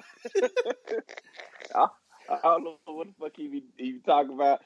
The shit that cracked me up is there's this comedian, I don't know his name, but he did a little something on this, and he asked him. He said, "Man, why is it when Manny caught you with that left and you flew across the fucking ring, and then he followed you with that 1-2? Why?" Where was your ass looking after that? He had him looking out towards the exit, nigga. He was looking at the front door. Hold on. Those are the skits right there. Hey, Frank, that's the opening skit right there. I beat that boy. Yep. That's the opening skit right there for the show, my nigga. Right there. Y'all know I beat that boy. I beat that boy. I beat that boy for the hood. No. The part where these niggas talking about you want cheese on your burger. So you really think you beat Floyd? you want cheese on your burger? What you looking for then, right? All right. I know you guys were gonna have a free for all on this one, but go ahead, James, before we continue the clowning of it. But what do you have to say after the after? Well, Adrian Broner got his ass whooping. He's delusional, and he just makes himself look like a fool, talking about he won the fight, man. I mean, it ain't even. It's after a while, it's not funny anymore. It's just sad and pathetic. So, I mean, I watched part of the fight. I didn't. Obviously, I fell asleep before it ended. But, and I'm gonna pose a serious question to you too. So is it? So just serious, all serious. Is it because Broner really lacks the talent, or he just doesn't have the drive to get to the next level? Both. He got some talent, but he don't He don't bring it to the ring. He takes the rounds off. He runs scared. You know, he don't even put in a real effort to win fights. But then he puts more effort into coming up with his shit talk than he does to actually getting ready to fight. And when he actually gets in there, yeah, this dude, I never thought much of him from the beginning. I seen him get his ass whooped several times, horribly, by people that wasn't even in his class. He has a little bit of a pedigree, but the thing is, I think people were looking for the next Mayweather. Mayweather was happy to say, "Hey, this is my dude AB. He's the next me." And you know, people just looking to find a new Mayweather, and this is not him. You know what I'm saying? Right. And so he is doing his best to try to step into that void, but he is not him. But to me, the motherfuckers is comedy, really. I mean, the fuck. I mean, the resounding quality he has, man, is that motherfucker gonna make me laugh because he gonna say something completely outlandish, and then he gonna get his ass beat for it. So, right. Well, I mean I guess that's what I mean. I know we have all jokes and everything, but I guess I wanted to touch on the serious side. Gang. On gang, the professional, on the professional side of it. I mean, is he? I mean, because like, how did he get to this position to this high profile fight? Like, you know what I mean? Like I said, he's got a pedigree. He what they said, I think he was one of the fastest or youngest people to ever win a belt in 4 divisions. Okay. And so I mean that tells you he's got talent, but he doesn't have the talent to match the mouth he got. You know what I'm saying? He's talented. He should be in the conversation, but the reason why he's at the forefront is because he's a show. Okay. You know what I'm saying? So I mean, that's what I was thinking when I was watching the fight. I know we were gonna clown and this and that, but I mean, I was like, that's really what the real question I had is like, why is he in this fight? Period. You know, is it because of Mayweather, or is it because he deserves to be in this fight? I mean, because of his press conferences. So is the fights okay? No, not the fights. The press conferences. Press conferences. Okay. I mean, and now I guess we could go on to the clowning of him, and I like the aspect. I like his. I do like his pressers. I thoroughly enjoy the after fight, immediate interview, because it was gonna give us a soundbite that we just played. Entertaining. Is it gonna make me, follow him? Is it gonna make me buy another fight? Probably not. Those are my thoughts. Nah, you shouldn't have bought that one. Well, wink, wink. We watched it. We'll just leave it like that. I'm calling the people. Yeah. I'm calling ICE. Damn. Shit. All right. That's going to deserve a drop. Good on you. Damn. Especially now the government open, the niggas is ready to come pick that nigga up. Yeah. Wow. All right. They back in business. They back in business. Anyhow, so all right. Any final thoughts on this Adrian Broner, James, Joe? I'm done. Yeah, nigga, he's ass. Okay, so I know we have several local KC folks, and we do want to discuss this topic. But do we want? We also got a New Orleans guy. Well, no, we also have a New Orleans guy. From the know. Right. So do we want to get okay? So we'll go on to our next topic within sports. So last weekend we had AFC Championship game between the Kansas City Chiefs and New England Patriots. They came into town. Well, they came into Kansas City, and ultimately they won. But we'll get some reaction from some of the KC Chiefs crew and even the outsider, the Aints fan over there. What Who do you root for, Frank? I'm on the bandwagon, so I was on the Chiefs bandwagon. Mm-hmm. So Miami ain't had a team since motherfucking Dan Marino on it. They didn't, so I mean that's fine. I'm okay. Right. So we'll go with Joe. I know Joe. You tend to be a little bit quiet, subdued sometimes when the sports. But I guess I want to get your reaction to it. How you feel about how the season went, how the season ended. Well, damn. It ended the only way it could with a firing of the damn defensive coordinator. You know what I'm saying? So I know the name Spagnuolo. I don't know much about him, but I know that they need to go ahead and do something to get this defense right before my man Mahomes becomes too expensive to field a good team around him. You know what I'm saying?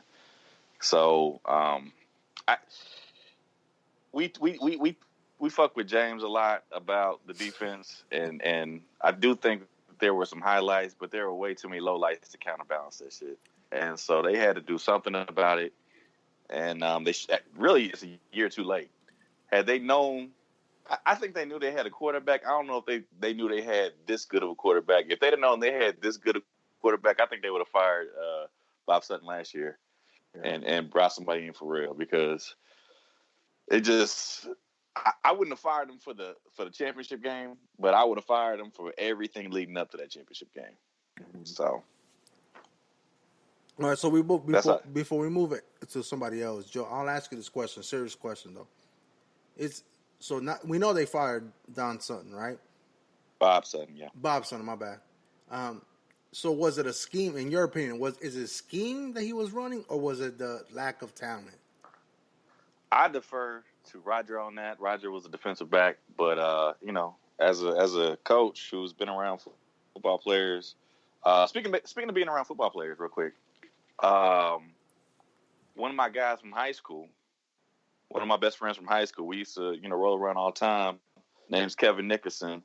He went and played at UCM and played some Marine League football. He's now with the Fellowship of Christian Athletes. I know it's on the other side of Anthony's saying, but he is the chapel for the Rams. So he will be heading to Atlanta, representing, the Midwest, Kansas City, but in particular Central High School. And that's my dude, you know what I'm saying? So he'll be going to the Super Bowl representing us all at Anthony's expense. But blame that shit on those refs. Oh, yeah, but I mean, as far as schemes to me, like I said, I defer to Roger, but I just don't.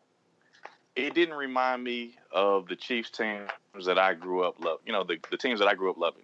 The teams I grew up loving were, the Derek Thomas teams that had, excellent corner and safety play that would get after the quarterback and put him on his back.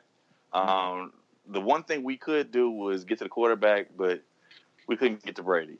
You know what I'm saying? Right. And the secondary play was god awful. And the middle linebackers were god awful. You know what I'm saying? So this is not the teams that I grew up loving. I grew up loving those, defense first Chiefs. They need to get back to that somehow. I mean, I'm not saying they need to take away from the offense, but the defense needs to catch up. Well, the only reason why I ask is, and I know Stork, you want to get in on this, but I'm gonna leave you for last because you're just gonna drop a whole bunch of knowledge. But the reason why I ask you, Joe, is because I know you're a coach. I mean, different sport. Mm-hmm. But it's at one point you have to. Hold on, I don't want to cut you off. But I also say that respect to what Joe was saying, but Joe and James are always, and everybody in here has a very insightful insight. What's going on? Well, you just got real low, but okay. So no, the reason why I ask is because I mean, at some point, as a coach, you want to. I mean, you're in a developmental phase, right? But I guess Bob Sutton, at this point, he has an end product that he receives. I would. Okay, so Frank, I hear where you're going with that. The one thing I will say about this team that is what I heard is that Bob Sutton was willing to go with old commodities, known commodities is the word I'm looking for, and he was going with old people who had probably lost a step. And from what talk radio had talked about is, they had to basically force his ass to play some young people. You know what I'm saying? So they had to.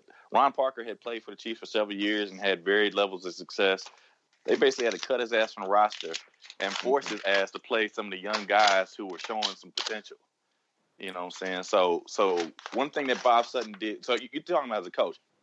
When it comes to schemes, I mean, I have a basic understanding of schemes, but I can't really tell you a whole lot in terms of nuance. But when it comes to team building, I will tell you, man, you got to infuse some youth. If you can't just have guys getting older and fading off. you have to get some people. The next guy's got to come along and push somebody. You know, steel sharpens steel. You got to bring the next guy along, Right. To continue to get better. You know what I'm saying? So, who at the dentist? Anthony, mute your yourself. shit. Nigga went to the dentist or something, man. Okay. So yeah, I mean that's the one thing that I heard recently that I agree with. I think he was putting people out there who we had seen can't do it, but he kept forcing them out there and didn't want to try the new guys. So we did that on the offensive side of the ball. You know what I'm saying? We brought in the Williams brothers at the end of the season. You know what I'm saying? We've tried the new quarterback. We have the young receivers out there, but we will not try that shit on the defensive side of the ball, and it showed. Okay, so and before I move on to the next person, I'll ask you this one last question because you're a KC guy. What do you feel about bringing Hunt back next year? I was not as upset as other people were on this podcast about that dude. I think there's a lot of people who are not upset about it, but I mean, I think that's water under the bridge. So you wouldn't be opposed to them bringing him back? I heard that. Yeah, I've seen something that he's gaining a lot of interest from people. But I don't. It doesn't. For me, it doesn't have to be Hunt. Williams filled in. I think they can go find another Hunt. To me, the most replaceable thing in football is tailback. You can find 50 tailbacks. You know what I'm saying? So I don't care if they bring Hunt back. They need to bring back Hunt's impact. Okay. You know, Hunt was a 3rd round pick. You can find somebody out there that'll probably match your offense. And like I said, the Williams dude has done well. If you want to bring in another guy to compete for that job, I'm all for that too. If you want to bring Hunt back, I understand. You know what I'm saying? I think it'd be difficult to bring him back here. I think he needs probably a fresh start. You know what I'm saying? But I mean, that's how I feel. Okay. I mean, I dig it. And we're going to go right into James. Just kind of basically the same questions, round of questions. How do you feel the season went? How do you feel about how the season went, how it ended? Just get your thoughts, your opinion, James. Basically, when the season started, my expectations were not that high. Didn't know what we were going to see out of Patrick Mahomes and that sort of thing. He turned out to be much better than we thought. I think he had a much better. Of course, he had like an MVP year, like an all-time historic year, so nobody was expecting that. But I think that the expectations went up exponentially as the weeks went along. Once we saw what we had offensively, defensively, we already knew what the defense wasn't very good. Everybody already wanted Bob Sutton gone before then. I do think that if Andy Reid knew that this was the kind of offense he was going to have, he wouldn't allow. Bob would hope that he wouldn't have allowed Bob Sutton to just sit on that defense and be stubborn and lose because he lost the reports are coming out now that he lost those players a long time ago. That's why there was no fire in the way they played. They didn't know where they were supposed to be. They weren't following their assignments. No gap discipline, no ball awareness because they weren't inspired by the way he was coaching the defense. So that's why they got the kind of play you got. And I think bringing in Steve Spagnuolo is going to make a difference just in the fact that he's a fire coach. You know, he gets people, you know, he wants you to get hype. He wants you to get after people. He will blitz. You know, there's no sitting back, you know, soft zones and all that sort of thing with Steve Spagnuolo defense. You know, there'll be some adjustments because he's probably going to change it to a 4-3 instead of a 3-4. But we got players that are probably going to play better in a 4-3, you know, if that's what he does institute. To be honest, personally, I'm a 4-3 guy. So I feel that. I feel that. 4-3 guy. Like you invented the 4-3 or something like that. What are you talking about? Well, no, I like the 4-3 formation. Oh, you like? Okay, that's fine. And other aspects, it was a tragedy. You know, that Hunt had to go, but he got to go. He ain't coming back. The Chiefs will no longer feel like they can trust him. You know, they gave him opportunities to tell the truth. He did not tell the truth. So he'll never be back. no matter what. I put money on that.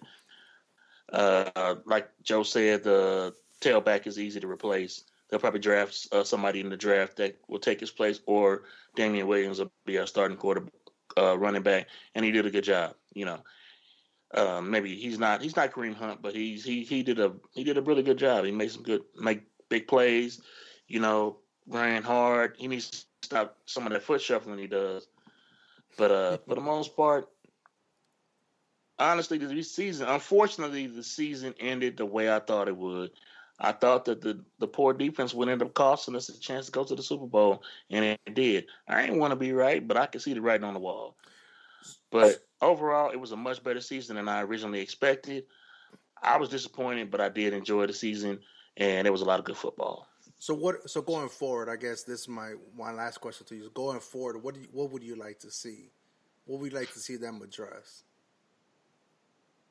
Well, they addressed the defensive coordinator. That was the first thing I wanted them to address. I think they got to address the safety position all the way around.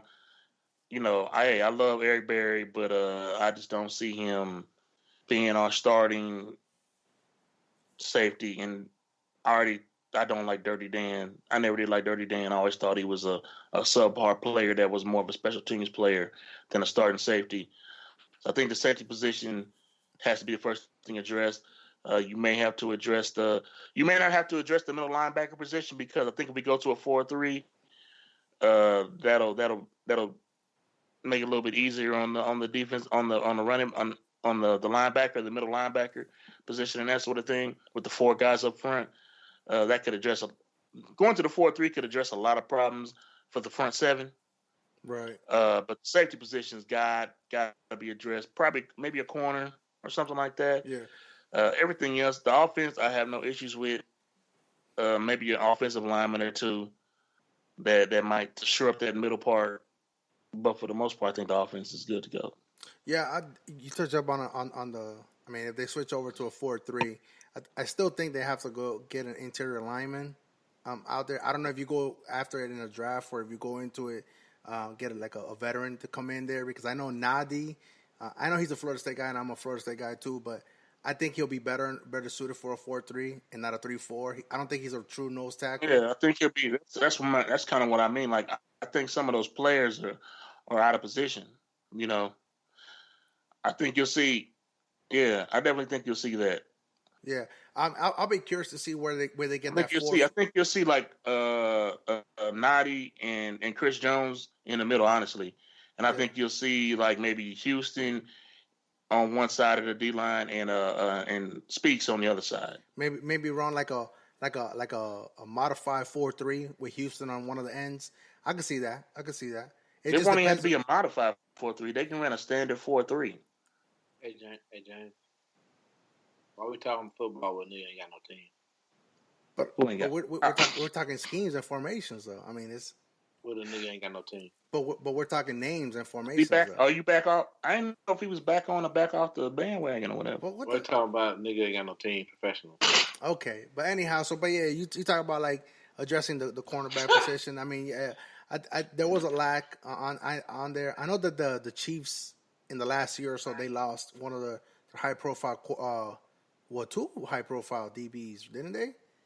They didn't lose, and they traded Marcus Peters away. Yeah, right. I don't know. If you was a real fan, you would know that, though. Yeah, well, that's why I said I don't know.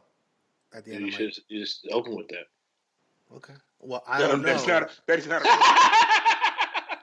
No. But no, that's my assessment of the Chiefs season. Like I said, I'm definitely disappointed they didn't go to the Super Bowl, especially getting so close. But I think they'll be back. Cool. Okay, yeah, you answered my last question. All right, so Anthony, I know you're a Saints fan. Why don't we say, since we're talking like Chiefs, you're gonna go back to Anthony to come back to me. Why don't you should either start off with Anthony and came to me, Joe, Jeff, and James. Right, but I didn't know. I'm just saying. But I didn't know he wanted to. Because Anthony gonna want to get into a call that was like really a bad call. We can start. We can go ahead and talk about the Chiefs since we're on the Chiefs. But keep the same energy. Well, yeah, I can keep the same. Yeah. So it's like let's talk so I would say come to me, and then Anthony could talk about the Chiefs love, and then really go into what was a bad call, or we could, you know what I'm saying. Maybe I'm wrong. I don't know. Okay. So I guess we'll go to Anthony with Chiefs talks. What do you have to say about that? Okay. As a Saints fan. No. Okay, what I'm saying is we should just say either Anthony comes first or we should say Anthony for last. Well, I'll stop. Well, I was going to say Anthony for last and then just go. But I was going to say we're going to skip Anthony for now because he's a Saints fan, but then right into the Casey start, but you interrupted that. But you said, hey, Anthony. I didn't say hey, Anthony. I said, well, Anthony's a Saints fan.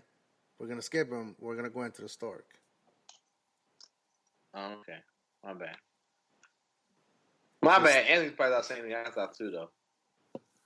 I mean, he wasn't gonna do that. I'm just saying, dog. Hey, I thought just me though, nigga. I was no, he lying. No, I did because that's why I asked him on a chat group. Does he want in? He was about to go to Anthony. No, okay, I was. So, it doesn't matter because, like I said, I was rooting for the Chiefs this year anyway. I think the real travesty of the fucking playoffs either should have been up top or should have been last.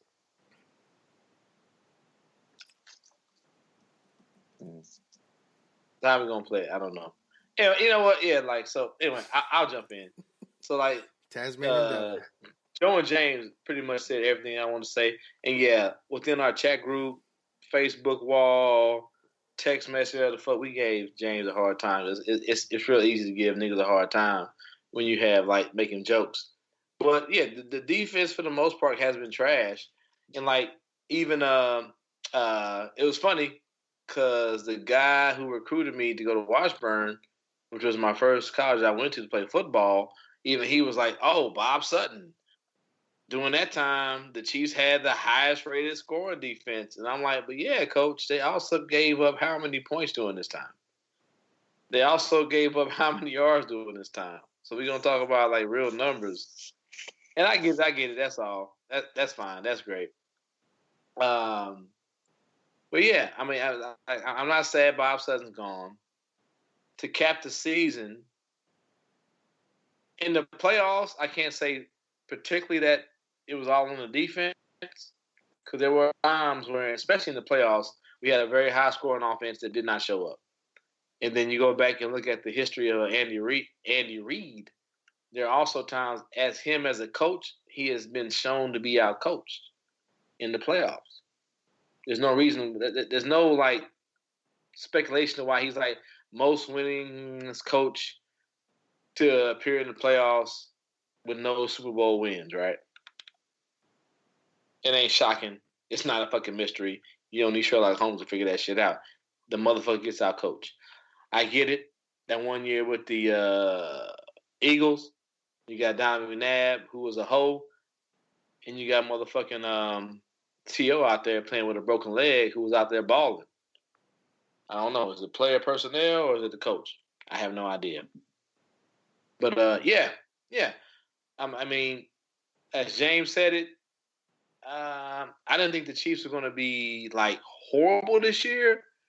But these niggas, hosting or being, home field advantage in the playoffs, I didn't see that shit coming. I thought they would make the playoffs, lose, probably a wild card game or lose in the first round. That's what I thought. That's what I said. You just want to go back and search my Facebook messages. I've always held to that point. And the reason why I held to that point was because we didn't have a good defense, which is something that we didn't have this year. As far as schemes and shit, I don't know. It's debatable. Is it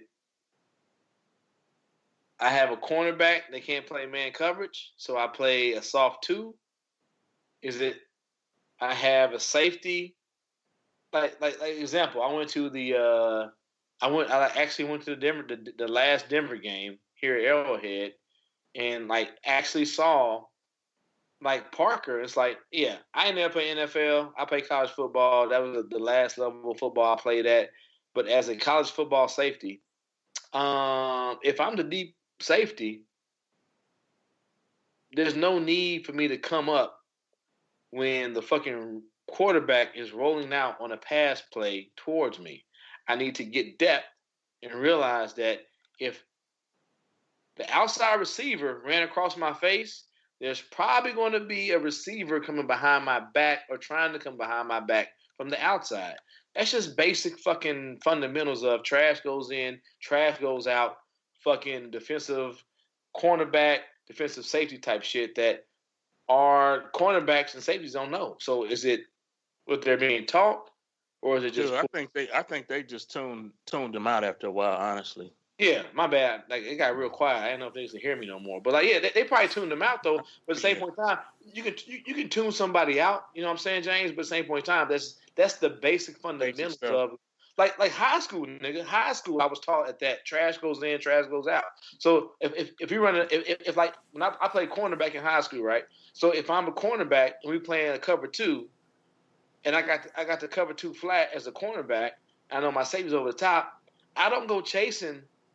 If the receiver goes inside on a fucking inside route or a curl or whatever the fuck, I don't chase him inside. I push him off and get depth because I know trash goes in, trash goes out. That's something that's taught at a very fundamental level. Yeah, maybe these dudes just didn't know their assignments. Or I that's what I'm saying. I don't know. Like I watched it like with my like to see it on TV on replay is one thing, but to see it as like somebody who played the position and like see it happening before you. And I was like, I went there with my friend to the game and I'm like, it's gonna be a touchdown. And sure enough, dude, like fucking, that. Yeah, Parker like the fucking who was the quarterback for Denver? I don't know. The quarterback rolled out and Parker drove up and I said, that's a touchdown because the backside receiver is gonna run like a little post or like a deep fucking in route or something, and he has no idea where he's at right now. Yeah, dude, like that 2-point conversion with San Diego. Yeah, that's the most glaring one of all year. Because I'm just like, I'm seeing it, I'm looking at it, right. I'm like, where are you going, dude? I mean, it's obvious where he's going. Yeah, and we just addressing like fundamental, and like once again, it's like we will never know. Like I assume like. We don't know if Parker was like. I'm not going to think if Parker starts off as the deep safety, 15 yards back. I'm pretty sure he's not about to cover the flat on a rollout. I hope that's not the scheme. I'm just hoping that's not the fucking scheme, especially when you have a cornerback, a linebacker, and another safety to that side. I'm just praying. If that's the scheme, I'm like, that's a whole other issue why this motherfucker Bob Sutton was still hired. Right. And I guess, and I know you guys, James, I know we give him a lot of shit about it, but he knows the shit. You know what I'm saying? He knows the shit. I think everybody here knows that shit. That's what I'm trying to say. I'm like, I played the position, but everybody here. I knew that I knew that they knew that I knew what I was talking about, but it was a game we played and it was fine. Yeah, I was happy to play the villain and the hater. But all I'm saying is the last 2 games, it's poor to say 2 games out of 14 with 16 but like the defense did show up, but my bad. Sorry, I mean to burp on the microphone. But the thing that's the most glaring is the defense didn't show up that final drive, but the offense didn't But once again, we start talking about Andy Reid being this great tactician, not for defense. He's not known for defense, but offense, right? And there were numerous times where the offense fell short. One thing I will say is that in the championship game, Travis Kelce and Tyreek Hill were no shows. Right. But like on the defensive side, on the defensive side, we're talking about scheme. Yeah. Versus. So I'm not gonna act. I put the majority of it on the defense, but those guys, and you know, Kelce kind of has a habit of that in these playoff games, kind of not showing up. Right, but I'm saying, I'm not saying like I'm saying like how we say when we question defense, is it scheme versus personnel? So I'm saying when like Tyreek Hill and Kelsey doesn't show up, are we talking scheme versus personnel? You know what I'm saying? That's all I'm saying. So it's like we all know like a deep like basic fundamentals. Like if you be in an arm like Monday morning quarterback, whatever the fuck you want to call it. The Armchair defense, armchair. Thank you. The defense can only double team one player. True. Like basketball and football, the defense can truly only double team one player. So why are two players being shut down? Mm-hmm. True. Exactly. Well, that could be a great scheme that the defensive coordinator. No, there ain't no scheme that good. Ain't no scheme, dog.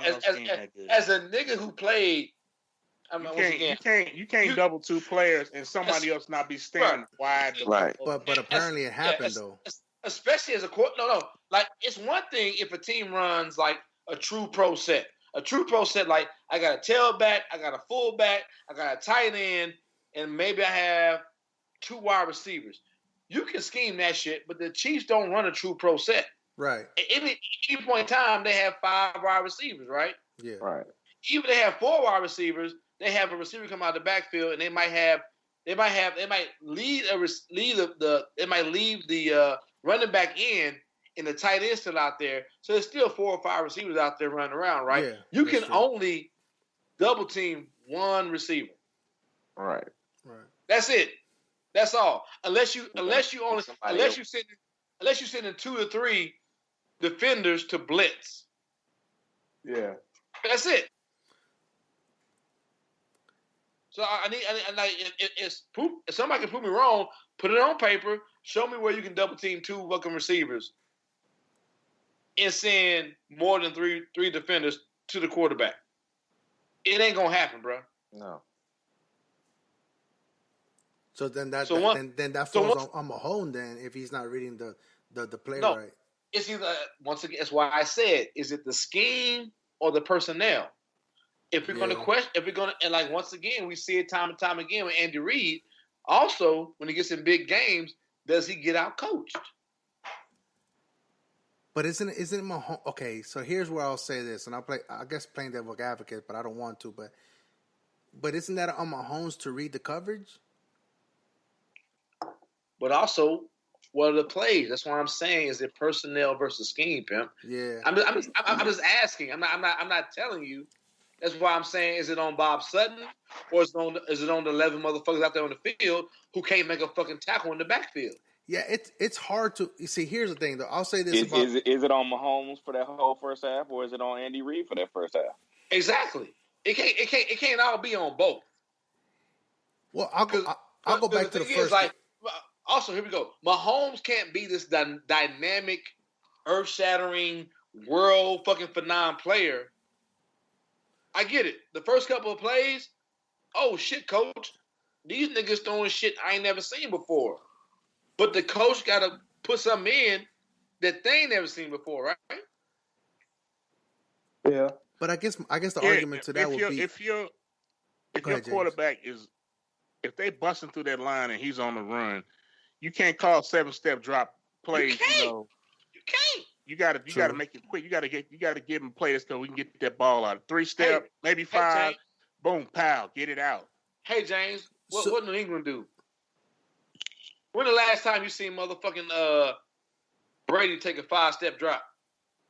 Right, but he'll take a 5, but he won't take a 7. Maybe. That nigga might take a 5-step drop. It's usually a 3 though. Yeah, it's usually a 3. And that nigga, if he in a deep shotgun or pistol, he might not drop back nowhere, nigga. Okay, right, but that's Brady. He has carte blanche to call off plays. But that ain't got nothing to do with. But that's scheme, nigga. That's scheme. No, I get that, but I'm saying though if you have a serious pass rush coming at you, you ain't got time to drop back 5-7 steps and wait for a play to develop. You got to get that ball out. You have the fastest nigga. You have a finite amount of time. You have the fastest nigga in the world. Right. Why not put that nigga on the slant? Right, but I think that that's what I'm saying. I think that's what makes Brady so great is he could read that coverage. He can anticipate that. If Tyreek plays Hill are being called correctly, though. But if Tyreek Hill is always on either the outside receiver, how can he run a quick slant? I mean, that's. I mean, once again, are we talking about scheme? Or are we talking about the personnel on the field, Pimp? You got to look at it. You got to look at it. Because no, don't get me wrong. There are times when Bob Sutton is to blame.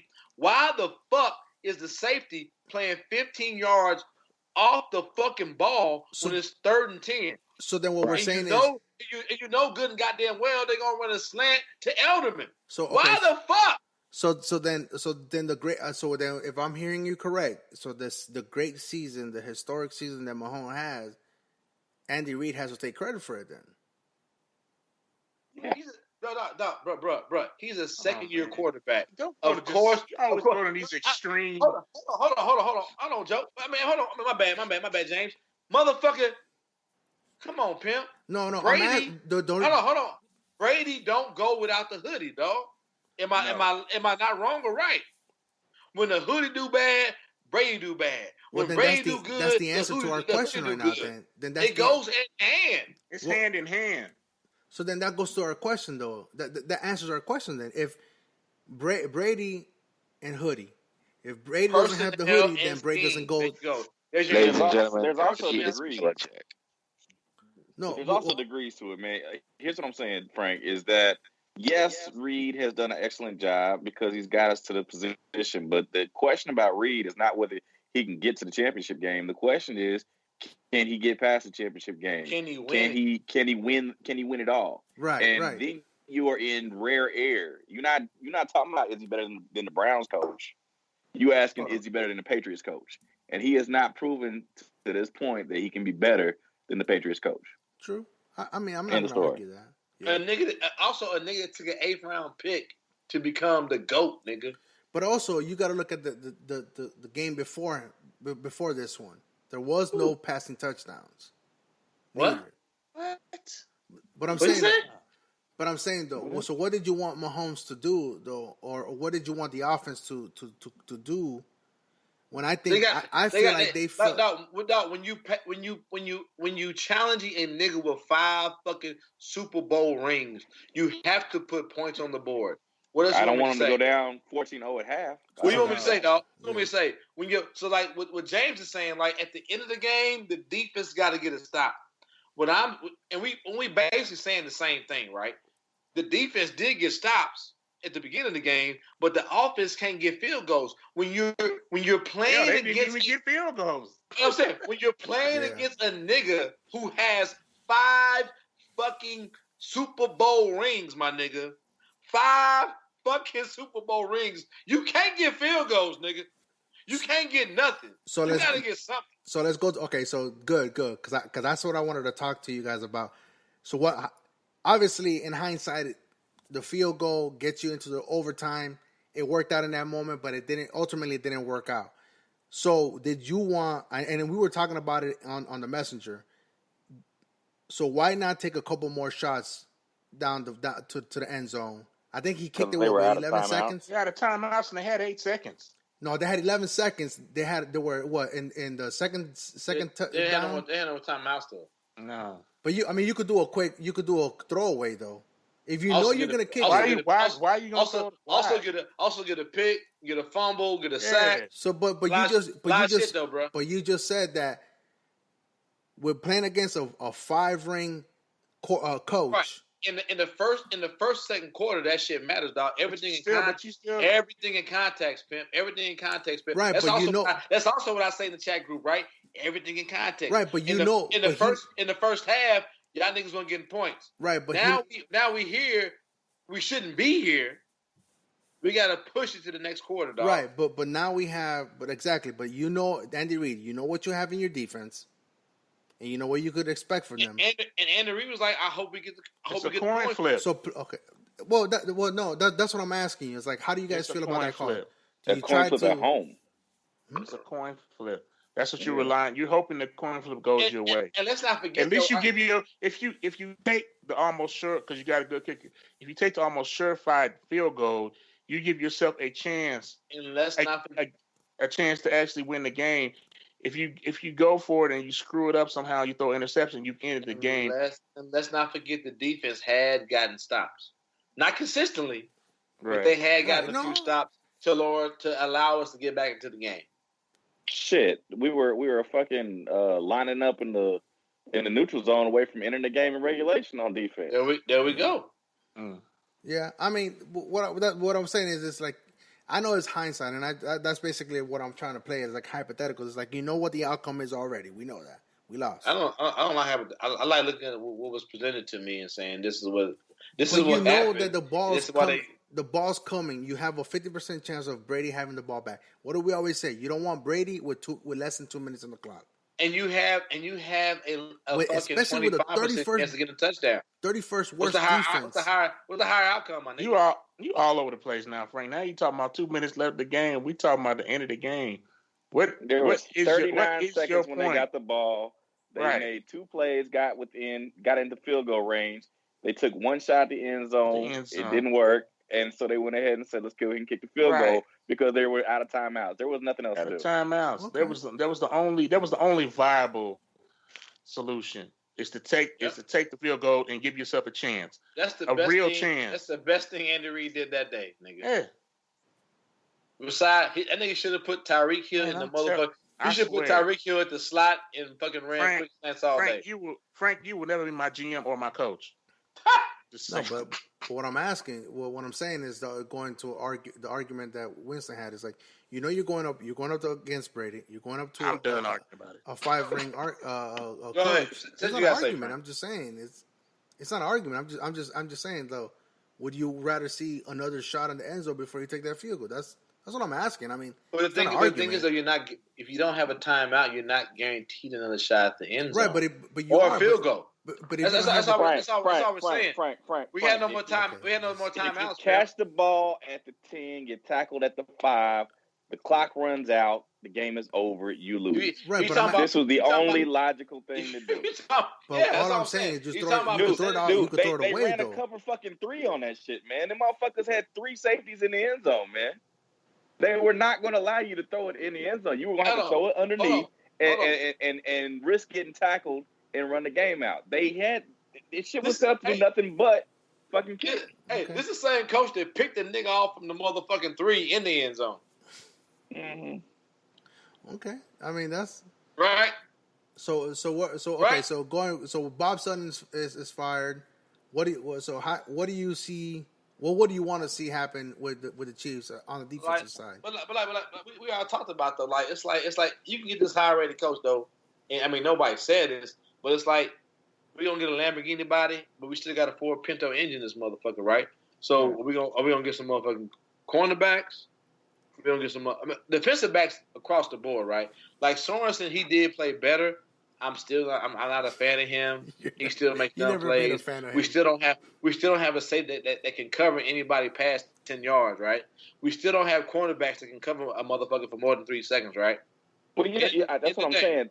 People were talking about these young corners and I can't even tell you their name. I think Ward is one of their names. Yeah. But they kind of got in at the end of the season. Really only got in like in the 16th game of the season, and then played through the playoffs. So we really only got 3 games of history on them. But we'll see. I said, Sutton wasn't playing them dudes. Those guys might be answers.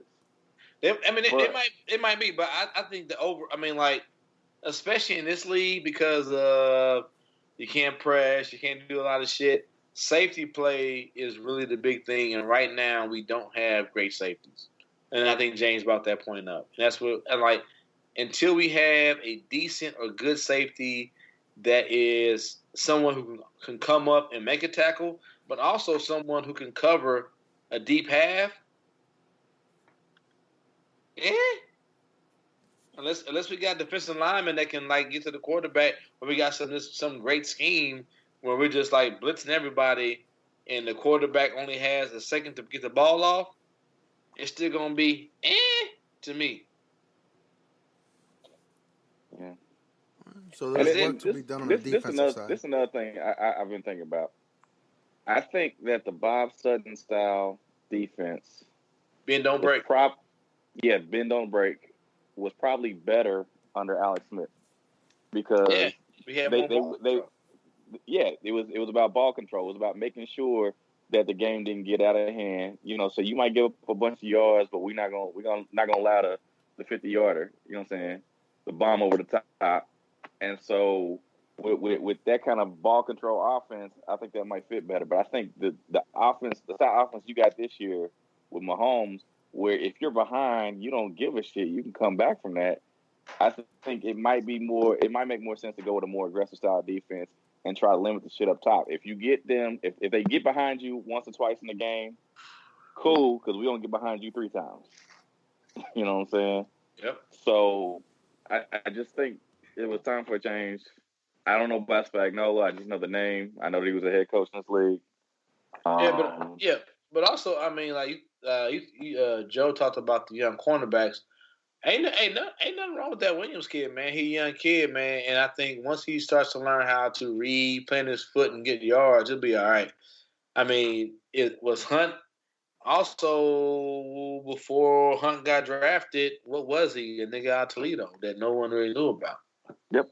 And I think they can go get another nigga out of Toledo. Who never fumbled the ball until they got here and fumbled the ball his first carry, and then became a great running back. So once again, man, but like Joe was saying, man, and also James said, dog,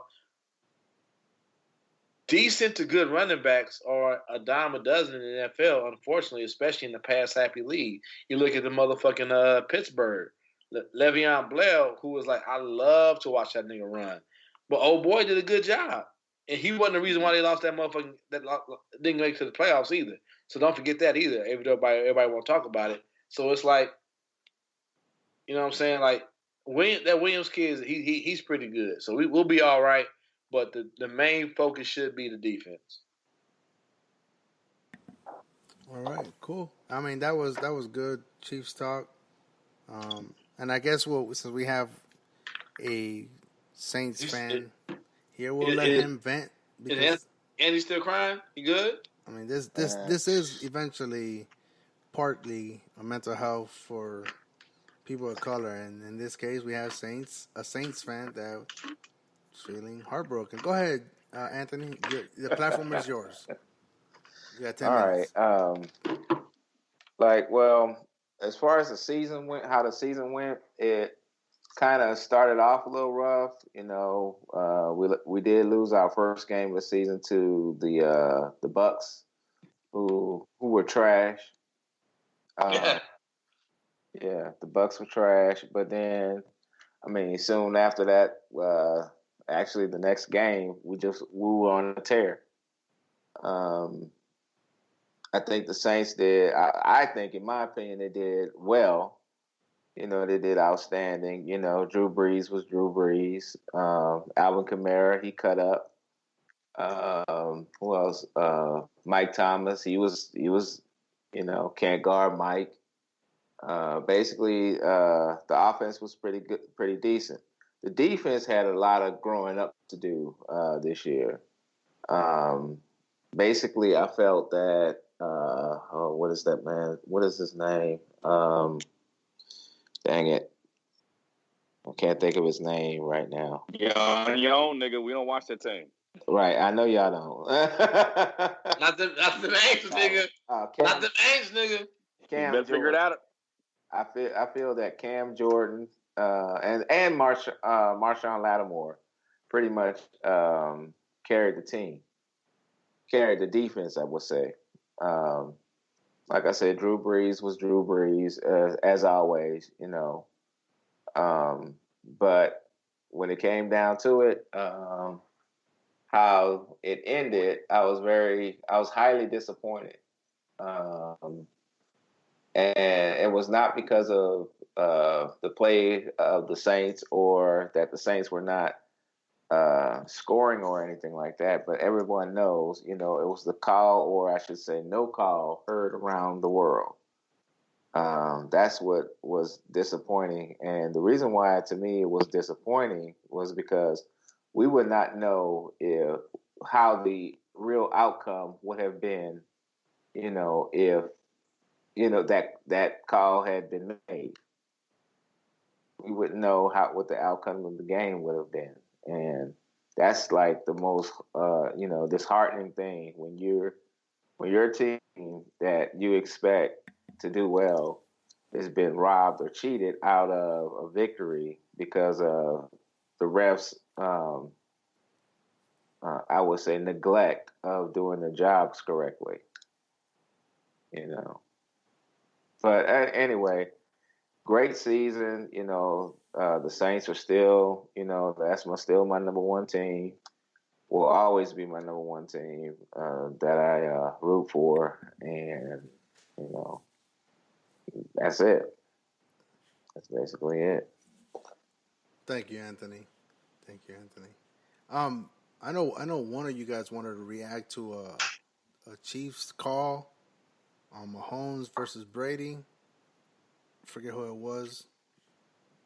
There's a video. I don't know. The thing is, man. Go ahead, Joe. I was gonna say they ran. There was a video that ran of it was 3rd and 10. I think it was on that last drive, or maybe it was the one in the fourth quarter. I don't remember what it was, but there was a roughing the passer call that was the most benign play I have ever seen. I don't know how you get pass interference by touching the quarterback when he's still got the ball in his hand. I don't get that at all. You still got an offensive lineman separating you and the quarterback, and you get your paw to barely tag Brady, and that's a pass interference, an automatic first down, which keeps the drive going. Versus they showed plays of Mahomes getting the shit knocked out of him, no call. Well, you know what I'm saying? It wasn't a pass interference. It was a roughing the passer. Roughing the passer. I believe I said, but okay. Because that's even worse. That's even worse. That makes the call even worse. You know what I'm saying? Because I'll have the video. I don't know, Joe. Can you see the video? I know you're on the phone. But you're right, though. I mean, that's one of the things. Even my wife mentioned it. It's like, yo, well, how can you call a roughing the passer when the ball was already out of him? You know what I'm saying? And there is a defender in between. The ball was not out. He still had the ball was still in his control. The ball. Yeah, that shouldn't have been a roughing the passer. Hear that arm come? Yeah, in his hand still. And with a defender between them too. Yes, and the defender between them, but he got roughing the passer. But here's the thing, though. Here's the thing, though. It could have been roughing the passer or contact to the helmet if he made contact with that nigga's helmet, but none of that happened.